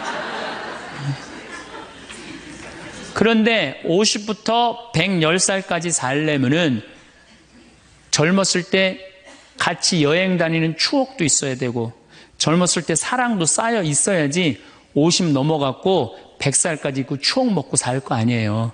근데 그런 추억이 하나도 없어. 그 50 넘어갖고 와갖고 그냥 잔소리만 하고 그냥 그러면은 그 남편이 싫은 거예요. 그러니까 서로 한 집에 살지만은 각방 따로 쓰고 외롭게 사는 거죠. 그래도 여러분들은 괜찮아요. 여러분들은, 우리 신부들은요 진짜 불쌍해요. 생각을 해봐요. 20살에 신학교 들어갔어요. 그래서 30에 신부 돼요. 그래갖고 옛날엔 75세 은퇴였어요. 75세 은퇴. 75세는 그래도 괜찮았어요. 은퇴하고 그냥 거의 바로 이제 세상 떠나시니까 요즘 70세로 은퇴가 내려왔어요. 그리고 이제 65세로 내린대요. 65세 은퇴해도 된다. 이렇게 내린대. 왜? 서울교구 우리 보좌 신부님들 뭐 10년, 12년, 13년 하잖아요. 그러니까 빨리 은퇴할 사람 빨리 하고 보좌들 빨리 본당 내보내야 되니까 빨리 은퇴해라 이거야. 그러면은 65세부터 은퇴해갖고 우리 부관장 신부는 110살까지 산단 말이야. 그러면은 20살에 신학교 들어갖고 65세까지 45년 혼자 살아. 그래갖고 65세 은퇴해갖고 110살까지 또 혼자 살아. 45년, 90년 혼자 사는 거야. 그래서 나는 우리 신부님들 은퇴시키는 거 반대하는 신부예요. 65세 은퇴시켜갖고 다시 보좌 신부로 발령을 내라. 보좌 신부로 발령을 내갖고 아니 고해성사 듣게 하면 되잖아요. 얼마나 여러분들 속에 있는 얘기 하고 싶은 거 많아요. 그렇죠? 그럼 고해성사 듣게 하고 또 굳이 신부님들 65세 넘어가고 강론 안 해도 돼요. 미사 없는 강론하게 하면 되잖아. 강론하라 그러면 또 헨소리 또 하고 헨소리 또 하고 그러실 수 있으니까 얼마나 좋아. 차라리 65세에 은퇴시킬 거면 아예 60에 은퇴를 시켜서 장가를 그냥 보내라. 늙어선 좀 안 해롭게. 농담이에요, 농담. 우리보다는 여러분들이 훨씬 덜 외롭다는 거예요. 그렇지 않아요? 여러분들 남편도 있고 자식도 있고 손자도 있잖아요. 그러면 그 소중한 사람들한테 사랑하면서 살아야지. 우린 사랑할 사람도 없는데 여러분 사랑할 사람이 있잖아요. 그럼 조금만 내가 잘하면 되는데 그게 안 되는 거예요. 우리나라 여자들이요. 이 세상이 너무너무 여자 살기 좋은 세상이 돼갖고 여자들이 지금 뭐가 뭔지도 모르고 살아요. 집에서 남편들 여러분들 남편들이 200만 원, 300만 원 벌어갖고 돈 갖다 주잖아요. 여러분들 길 지나가다 보면은 여러분들 10,000원 주는 사람 있어요? 지나가는 남자가? 없죠? 남편은 200만 원, 300만 원 한 달 뼈 빠지게 갖고 갖다 주잖아요. 그럼 잘해줘야 될 거 아니야. 그렇지 않아요? 그것도 1, 2년 갖다 준 것도 아니고 20년, 30년 갖다 줬으면 잘해줘야 될 거 아니야. 근데 집에서 그런 기가 막힌 남편 왕대접 해줘요? 개 다음으로 대접해. 개 다음으로. 집에 마누라 자식 먹여 살린다고 이마가 땅바닥에 닿도록 인사하고 다니는 거예요. 여러분들 남편들 나가면 그래요. 그럼 집에서 왕대접 해줘야 될 거 아니야. 집에서도 왕대접 못 받아, 직장에서도 왕대접 못 받아. 어디 가면 왕대접 받아요. 룸사롱 가면 왕대접 받아요. 룸사롱 가면은 막 그냥 가슴이 볼랑말랑한 옷 입고 그냥 여자들이 그냥 허벅지 뜯어진 치마 입고 그냥 머리도 그냥 생머리 싹 하고 그냥 사장님 오셨느냐고 그냥 팔짱도 끼고 그냥 술도 따라주고 그냥 또 그냥 안주 드시라고 그냥 땅콩 오징어 말아갖고 입에 막 넣어주고. 얼마나. 그러니까 30만 원, 40만 원 쓰는 게 안 아까운 거예요. 대한민국의 룸사롱으로 남자를 몰아내는 건 누가 몰아내는 거냐? 여자들이 난 몰아낸다고 생각해요. 여자들이. 마누라라는 게 아침에 출근할 때 보면 막 사자머리를 해갖고 막 귀신 눈을 해갖고 그냥 여보 다녀와 그냥 다녀오게 하고 난 다음에 다녀오라고 그래야지. 예쁘게 차려입고 문 입구에서 여보 다녀와. 그러면 내가 이렇게 이쁜 마누라 있는 집에 돌아와야 돼. 그런 마음으로 나가서 일할 거 아니에요. 사자머리 밥도 제대로 안 챙겨주고 그냥 다녀오라고 그러고. 또 대한민국 남자들은 또 착해요. 또 다녀오랜다고 저녁에 여보 나 다녀왔어. 근데 아직도 그냥 사자머리를 하고 그냥 텔레비 보고 앉아있으면 어느 남자가 집에 들어가고 싶겠어요. 그렇지 않겠어요? 그래서요, 사람은요, 부부는요, 사는 맛이 있어야 돼요. 사는 맛이. 50이 넘으면요, 남자가 테스토스테론은 없고 에스트로겐만 있어요. 여성 호르몬이 자꾸 나와요. 그래서 성적인 능력이 사라져요. 성적인 능력이 사라지니까 50 넘은 남자들은 무슨 낙으로 사느냐면 먹는 낙으로 사는 거예요. 먹는 낙으로. 그냥 50만 되면 말하는 거 좋아하고 먹는 거 좋아한단 말이야. 근데 이 남자는 50이 넘으면 먹는 걸 좋아하는데 50이 넘은 여자는 이 세상에서 제일 하기 싫은 게 밥이야, 밥.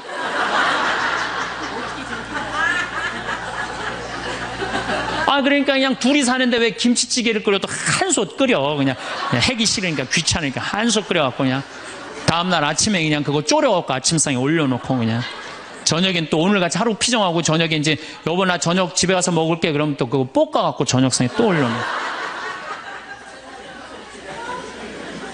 좀 회도 떠갖고 예? 여기 가깝잖아요. 회시장 가갖고 우럭 회 맛있잖아요. 매운탕도 떠갖고 소주도 한 병 사고 그래갖고 그냥 허벅지 틀어진 치마 이브닝 드레스도 하나 딱 입고 저녁에 남편 들어오면 여보 이거 내가 한 거야 딱 술 따라주면 남자가 얼마나 살맛이 나요.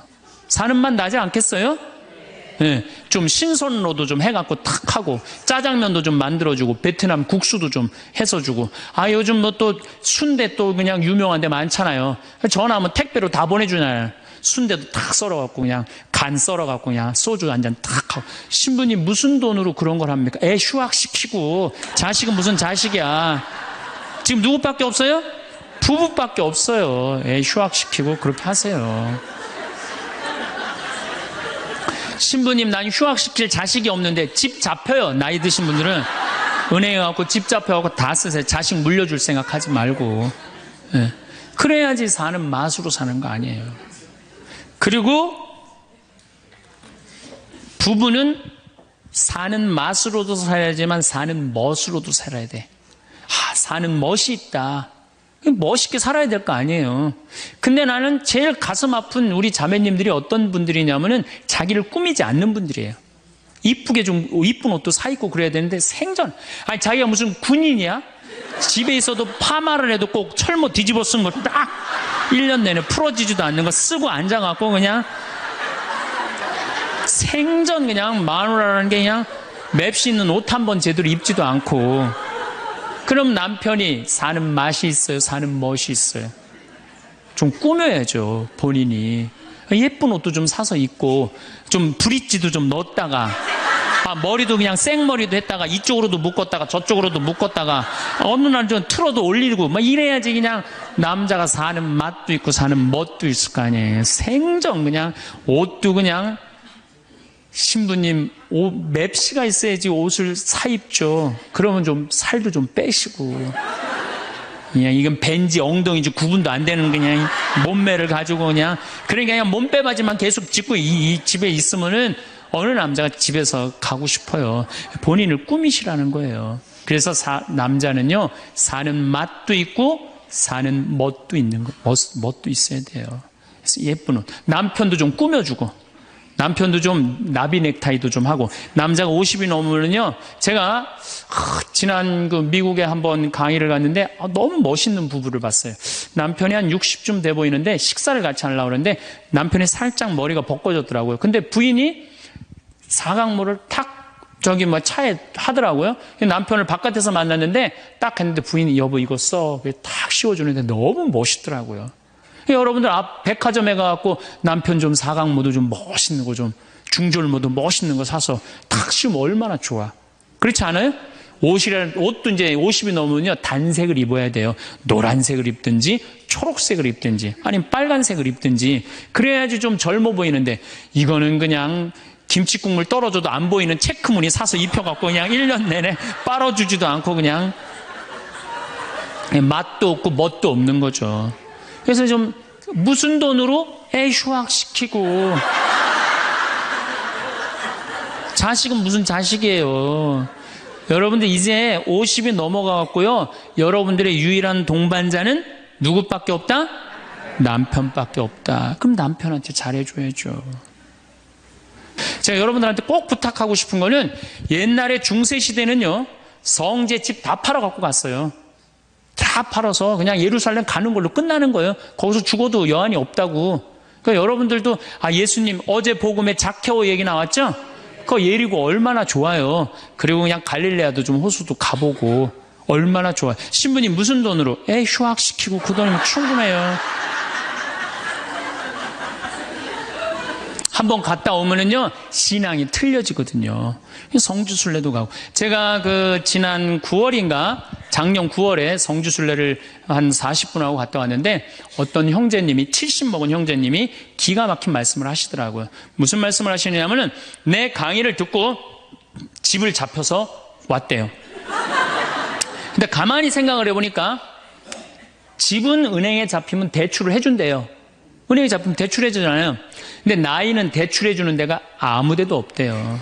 여러분들 누가 나이 대출해줘? 한 살이라도 더 먹기 전에 다리에 힘 풀리기 전에 갔다 오셔요. 그리고 내가 성주순례를 가면은 너무 행복해하는 거 자매님들이. 그래갖고 나는 은혜 받아갖고 성제 갖고 그냥 성령을 충만히 받아갖고 10일 동안 저렇게 행복하고 그냥 은총에 그냥 가득한 줄 알았더니 12일 동안 밥을 안 하잖아, 밥을.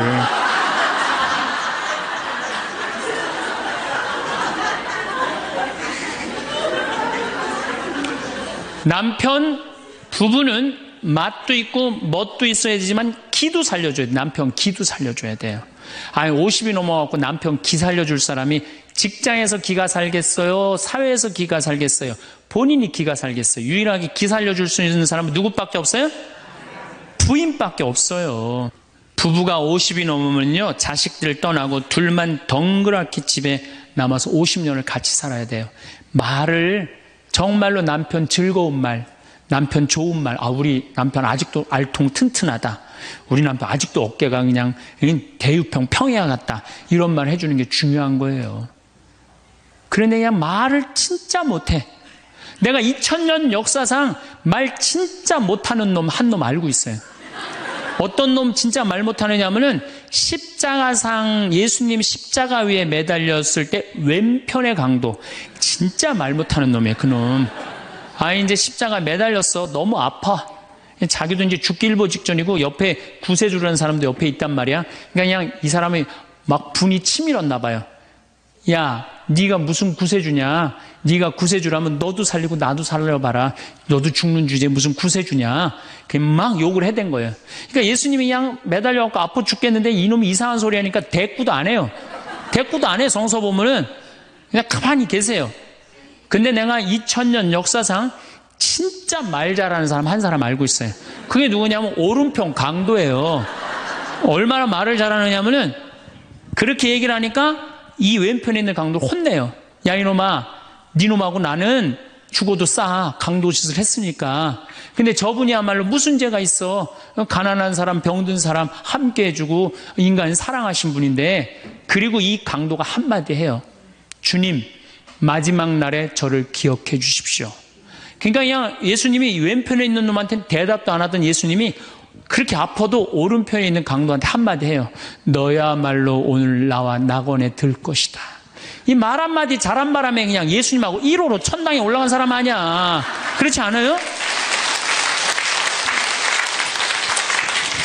루카복음 23장에 나오는 얘기예요. 루카복음에. 그러니까 여러분들 남편 칭찬을 해주세요. 남편. 얼마 전에 제가 우리 동창 신부 아버님이 돌아가셔서 장례미사를 갔는데 마침 그날 어떤 동탄에 있는 본당 총회장님이 은퇴 신부님 10분을 초대해갖고 식사, 보고 초대를 했어요. 부인이 보고 요리를 할 줄 알아갖고. 그래갖고 이제 그 집에 가고 보고를 먹는데, 신부님들, 은퇴 신부님들 보니까 머리가 다 벗겨진 거야, 다. 머리가 다 벗겨져갖고 있더라고요. 근데 내가 그날 마침 이제 장례미사를 해갖고 우리 주교님을 뵀는데, 우리 주교님은 그래도 머리가 많이 나셔갖고 모자를 앞에다 쓰신 거야. 그래갖고 참 보기가 좋더라고요. 주교님이 아주 얼굴이 하얀이 선비같이 생기셨거든요. 그래서 내가 저녁 먹으면서 신부님들은 이렇게 머리가 벗겨졌는데 우리 주교님은 아직도 머리가 나셔갖고 모자를 앞에다 쓰는데 참 보기 좋더라고. 그랬더니 은퇴 신부님 10분이 황 신부 주교님한테 가갖고 샴푸 뭐 쓰는지 좀 알아봐 달라고 막 그러더라고요. 그런데 우리 식사를 한 총회장님, 그 동탄의 총회장님이 신부님, 저는 40부터 머리가 완전히 벗겨졌는데 한 번도 머리 벗겨진 것 때문에 스트레스 받은 적이 없다는 거예요. 그게 무슨 소리냐? 그랬더니 자기 부인이 40에 본당 사목 임원이었는데 사목회를 하고 집에 들어오면 막 짜증을 내고 들어온대요. 그 문을 열고 딱 한다는 부인이 첫 입을 열어서 하는 소리가 답답해 죽을 뻔했다고. 여보, 사목회가 그렇게 답답해? 그러면 그 부인이 그러는데, 여보, 나는 사목회의를 하는데 60이 먹은 그 본당의 회장님들이 머리가 빽빽하게 꽉 차 있으면은 그 머리를 보고 회의를 하면 가슴이 답답하다는 거야. 그리고 이제 자기 남편을 보고, 머리가 완전히 대머리인 남편을 보고 한마디 한대요. 이제야 가슴이 뻥 뚫린다고. 이게 얼마나 남편을 기를 살려주는 말이에요. 그렇지 않아요? 그러니까 여자는 맛도 있고 멋도 있고 누구 기도 살려줘? 남편 기도 살려줘야 되는 거예요. 부처님은요 7종류의 아내가 있다고 그래요. 첫째, 남편을 죽이는 아내가 있대요. 더러운 마음을 가지고 남편에 대한 사랑이 없고 남편을 업신여기는 아내. 아내가 권력 있으면 남편이 모든 것을 참고 침묵하기 때문에 그 참느냐고 빨리 죽는데요. 남편을 죽이는 아내가 있대요. 두 번째는 도둑과 같은 아내가 있대. 남편이 힘들게 돈 벌어 갖고 오면은 그거 그냥 막 써갖고 그냥 살림살이 엉망으로 하는 아내. 도둑과 같은 아내. 셋째, 주인과 같은 아내. 주인 행세하는 거죠. 그래갖고 그냥 자기는 일 안 하고 남편 막 시키는 주인과 같은 아내가 있고. 그 다음에 네 번째는 어머니와 같은 아내가 있대요. 항상 남편을 사랑하며 자식 대하는 것처럼 남편을 보호해주는 아내가 있대요. 그 다음에 누이 동생과 같은 아내. 남편을 섬기기를 다하고 자매와 같은 귀여움을 떨고 애교를 떠는 그런 누이 동생과 같은 오빠 오빠 하면서 그런 아내가 있다는 거예요. 그 다음에 친구 같은 아내가 있다는 거예요. 직장에서 마치고 피곤해서 돌아오면은 남편을 반가이 맞이해주고 술 한잔을 하면서 하루를 이야기를 나누는 친구 같은 아내. 그 다음에 이건 시대에 좀 안 맞지만은 종과 같은 아내, 남편을 극진히 섬기는 아내가 있다는 거예요. 여러분들은 이 7번째 중에 몇 번째에 들어가세요?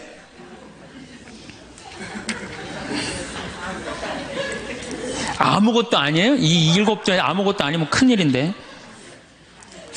근데 우리나라 남자들도 문제예요. 사실은 이 부인한테 참 잘해야 되거든요.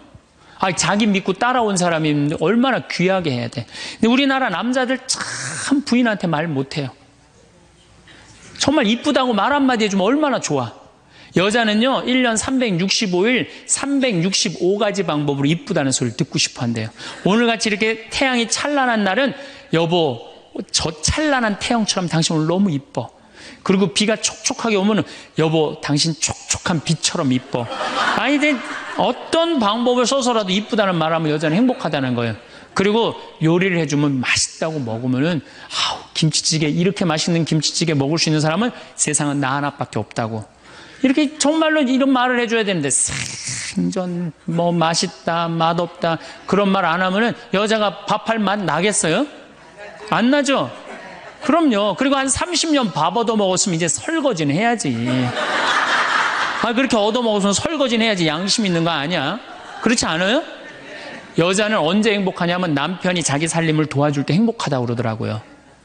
내 얘기를 듣고 어떤 형제님이 17년 동안 설거지할 생각을 한 번도 안 했대. 17년 동안.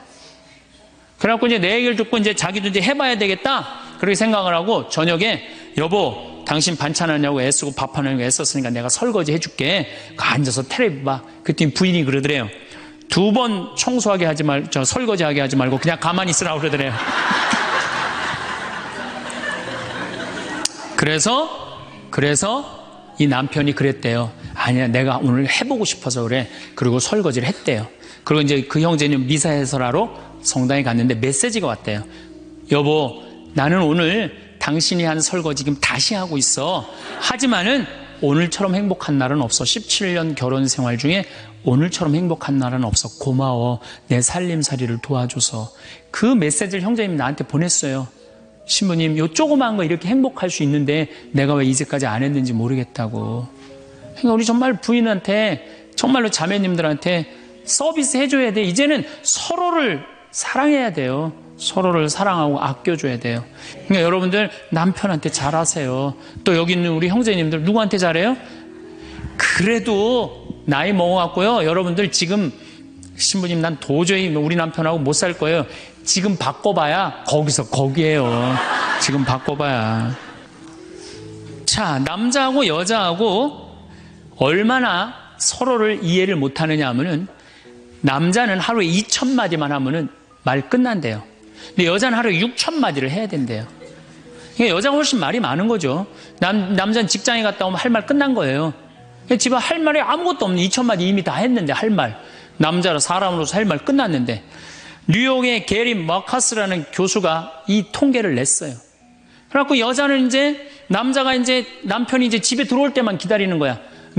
뭐 이웃집 아줌마 얘기도 하고 싶고 본당시 뭐 욕도 하고 싶고 막 그래갖고 기다리고 있는데 남편이 들어와서 여보 그 집 남편은 그렇게 힘들게 돈을 버는데 여자는 맨날 찜질방 다니고 그냥 밍크코트 입고 다니고 정신 나간 여자라고. 그럼 남편은 할 얘기가 없는 거야. 쓸데없는 소리 하지 말고 밥이나 내놓으라고. 그럼 여자는 미치는 거예요. 진짜 괜찮은 남자들은 어떤 남자들이냐면은 아, 그래, 여보? 아, 그럼 안 되지. 부인이 살림을 잘 살아야지. 남자가 그렇게 고생을 하는데 추임새를 넣어주고 속으로 외우세요. 500마디, 1000마디, 2000마디. 그래갖고 딱 속으로 4000마디 딱 끝나면 여보 이제 자자. 이래야지 이 남자는 후환이 없는 남편이에요. 여자 말을 들어줘야 돼요. 예, 그래서 남자고 여자하고 틀린 점이 이거야. 반대로 우리 자매님들은 여자는 흥분을 하면 5분이면 흥분이 끝난대요. 그래갖고 막 장보러 들어와갖고 막 욕을 5분만 하면은 아무 일도 없었던 듯이 부엌에 들어가고 콩나물도 따고 멸치 대가리도 딴대요. 아무 일도 없었던 듯이. 근데 남자는 5분 동안 바가지 긁을 동안 가만히 있는데요. 5분 지나면 그때부터 승질이 나기 시작한대. 근데 남자는 한번 승질이 나면 최소한 30분은 성질을 내야 된대. 그러니까 5분 지나고 나가고 이제 그때부터 이제 여자는 마음이 착 가라앉은 상태에서 저녁 준비를 하는데 그때부터 남자는 이제 거실에서 소리 지르는 거야. 내가 말이야, 뭘 잘못했다고 네가 맨날 그러냐고 막 소리 지르면 마음이 가라앉은 여자가 나와서 남자 불을 질러요, 속에다가. 뭐라고 그러냐면 당신은 말만 하면 이렇게 성질을 내고 그러느냐고. 자기는 이미 다 흥분 가라앉은 상태에서 막 성질 내는 남편한테 불은 자기가 질러놓고. 그러면 안 된다는 얘기죠. 30분 동안 길길이 뛰게 놔두란 얘기예요. 승질을 건드려 놨으면은. 어쨌든 우리가 이 인생을 외롭게 살고 싶지 않다면은 부부가 사랑하는 수밖에 없어요. 그래야만이 우리 인생이 풍요로워요. 더욱이 여러분들 노년 50년 60년 부부밖에 없어요. 훈련하면 된대요. 그 부부 사랑 훈련하는 그 많은 책자를 읽어보면요, 그 서로 훈련이 안 돼 있어서 그렇지 훈련하면 서로 사랑한대요. 그리고 외롭지 않다는 거예요. 성공한 사람들을 보면 크게 두 부류로 나뉘는 걸 알 수 있습니다. 하나는 자신이 성공했다고 여기저기 떠벌리고 다니는 사람들, 그리고 또 하나는 조용히 아무 말 없이 자기 삶을 사는 사람들입니다. 우리는 흔히 성공을 하면 자연스럽게 자랑하고 싶어질 거라고 생각하죠. 좋은 차를 사고 비싼 시계를 차고 SNS에 멋진 사진을 올리고 싶을 겁니다. 왜냐하면 그렇게 하면 남들이 나를 더 인정해 줄 거라고 믿으니까요. 하지만 현실은 그렇지 않습니다. 오히려 진짜 성공한 사람들은 그렇게 행동하지 않습니다. 왜냐하면 보여줄 필요가 없기 때문입니다. 돈이 많다고 높은 자리에 있다고 유명하다고 해서 굳이 그걸 드러낼 필요는 없습니다. 그걸 아는 사람들은 이미 알고 있고 모르는 사람들은 알 필요가 없죠. 그런데도 굳이나 성공했다고 떠드는 사람들이 있습니다. 그런 사람들은 왜 그럴까요? 간단합니다. 그 사람들은 사실 그렇게까지 성공한 게 아니기 때문입니다. 우리는 종종 SNS에서 성공한 사람들을 봅니다. 해외여행을 가고 고급 레스토랑에서 밥을 먹고 멋진 차를 타고 다니는 모습? 그런데 가만히 보면 그런 걸 보여주는 사람들은 언제나 뭔가를 팔고 있습니다. 강의를 팔든 자기 브랜드를 홍보하든 아니면 단순히 자기 자존감을 유지하려고 하든 간에 결국 목적이 있는 거죠. 진짜 부자들은 그렇게 하지 않습니다. 오히려 조용히 아무도 모르게 자기 일을 합니다. 왜냐하면 자랑해서 얻을 게 없기 때문입니다. 오히려 괜히 잘난 척했다가 사람들에게 이용당하거나 시기와 질투를 받거나 쓸데없는 오해를 사는 게 더 피곤합니다. 이건 단순한 돈 이야기가 아닙니다. 사회적인 성공을 이룬 사람들도 마찬가지입니다. 진짜 실력 있는 사람들은 자기 실력을 굳이 떠벌리지 않습니다. 왜냐하면 그럴 필요가 없으니까요. 자기 분야에서 최고라면 사람들이 먼저 알아서 찾아옵니다. 반대로 실력이 부족한 사람일수록 자기를 포장하려고 애씁니다. 우리가 흔히 듣는 말이 있죠. 빈수레가 요란하다. 이 말이 괜히 있는 게 아닙니다. 정말 내실이 있는 사람들은 굳이 시끄럽게 굴지 않습니다. 반대로 겉만 번지르르한 사람들은 자기가 얼마나 대단한지 떠들고 다닙니다. 이걸 좀 더 현실적인 예로 들어볼까요? 동창회에 나가면 꼭 이런 사람이 있습니다. 옛날에는 별거 아니었는데 갑자기 잘 됐다고 나타나서 자기가 얼마나 성공했는지 자랑하는 사람. 처음에는 다들 와 대단하다 하고 들어주지만 시간이 지나면 어떨까요? 대부분 속으로 이렇게 생각할 겁니다. 저 사람 뭐 저렇게까지 티를 내? 결국 그런 사람은 점점 멀어지게 됩니다. 반면에 정말 성공한 사람들은 조용합니다. 굳이 자기가 어떻게 살고 있는지 설명하지 않죠.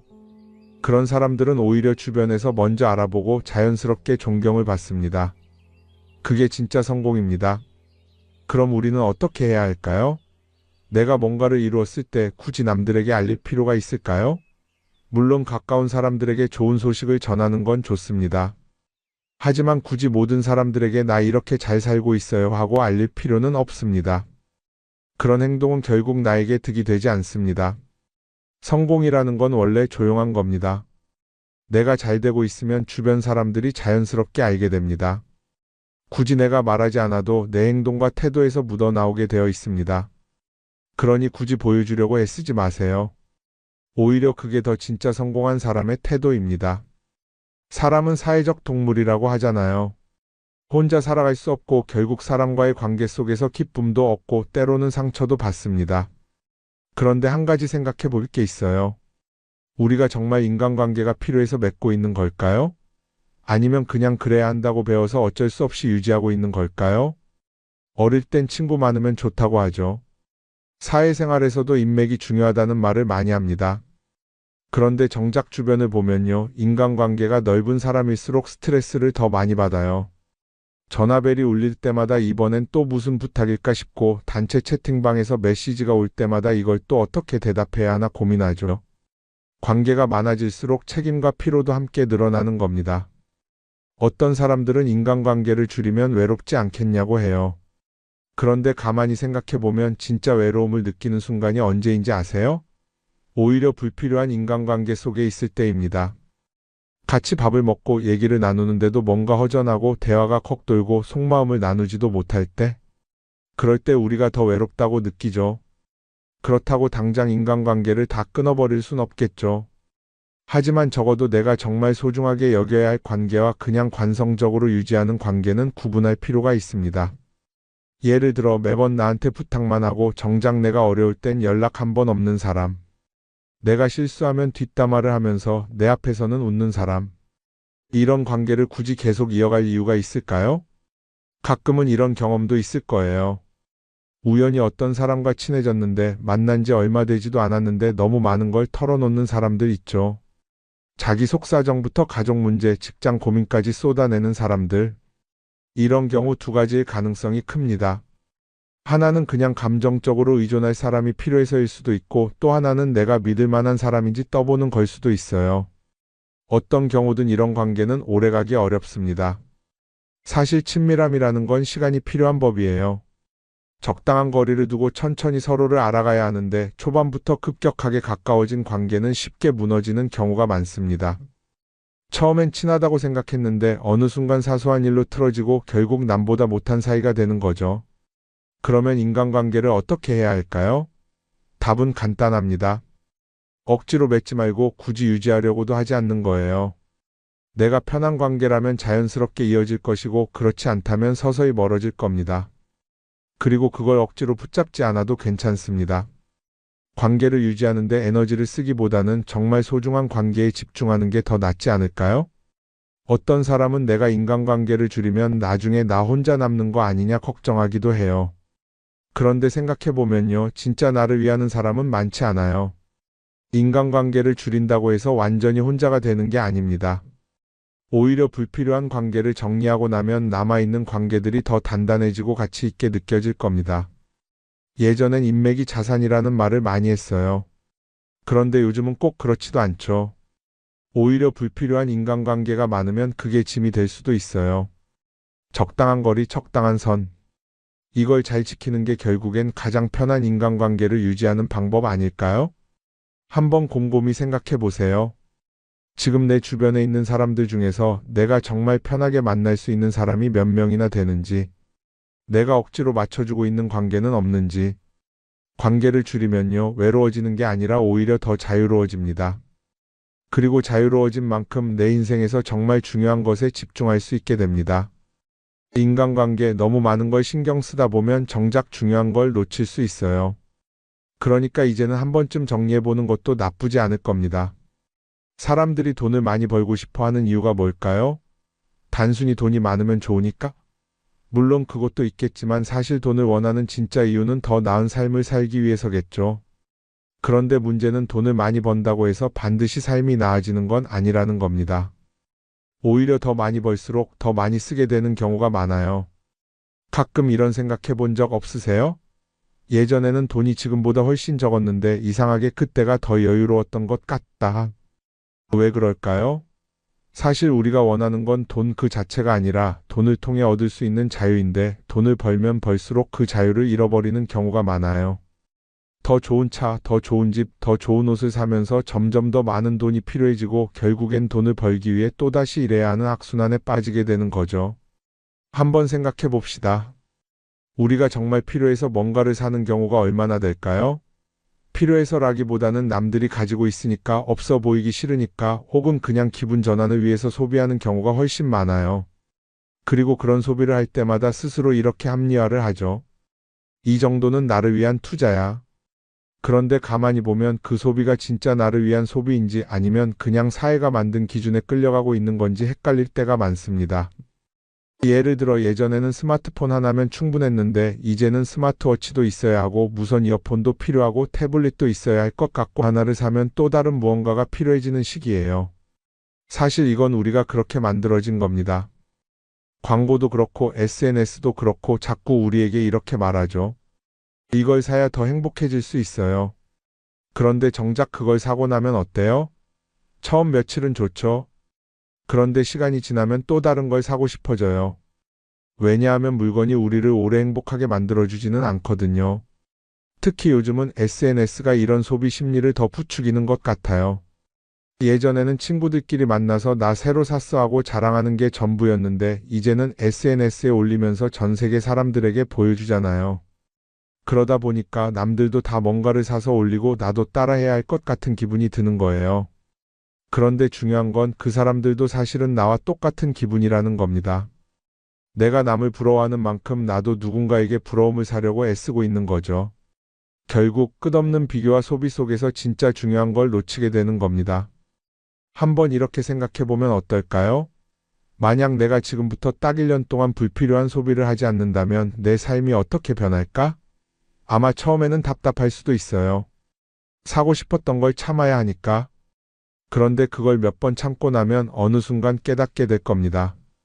내가 굳이 이걸 안 사도 괜찮네? 그렇게 불필요한 소비가 줄어들면 자연스럽게 돈이 쌓이겠죠. 그런데 돈이 쌓이는 것보다 더 중요한 게 있어요. 바로 마음의 여유가 생긴다는 겁니다. 돈을 쓰지 않는다고 해서 불행해지는 게 아니라 오히려 소비로부터 자유로워지면서 진짜 행복을 찾을 수 있어요. 물론 이걸 실천하는 게 쉽지는 않겠죠.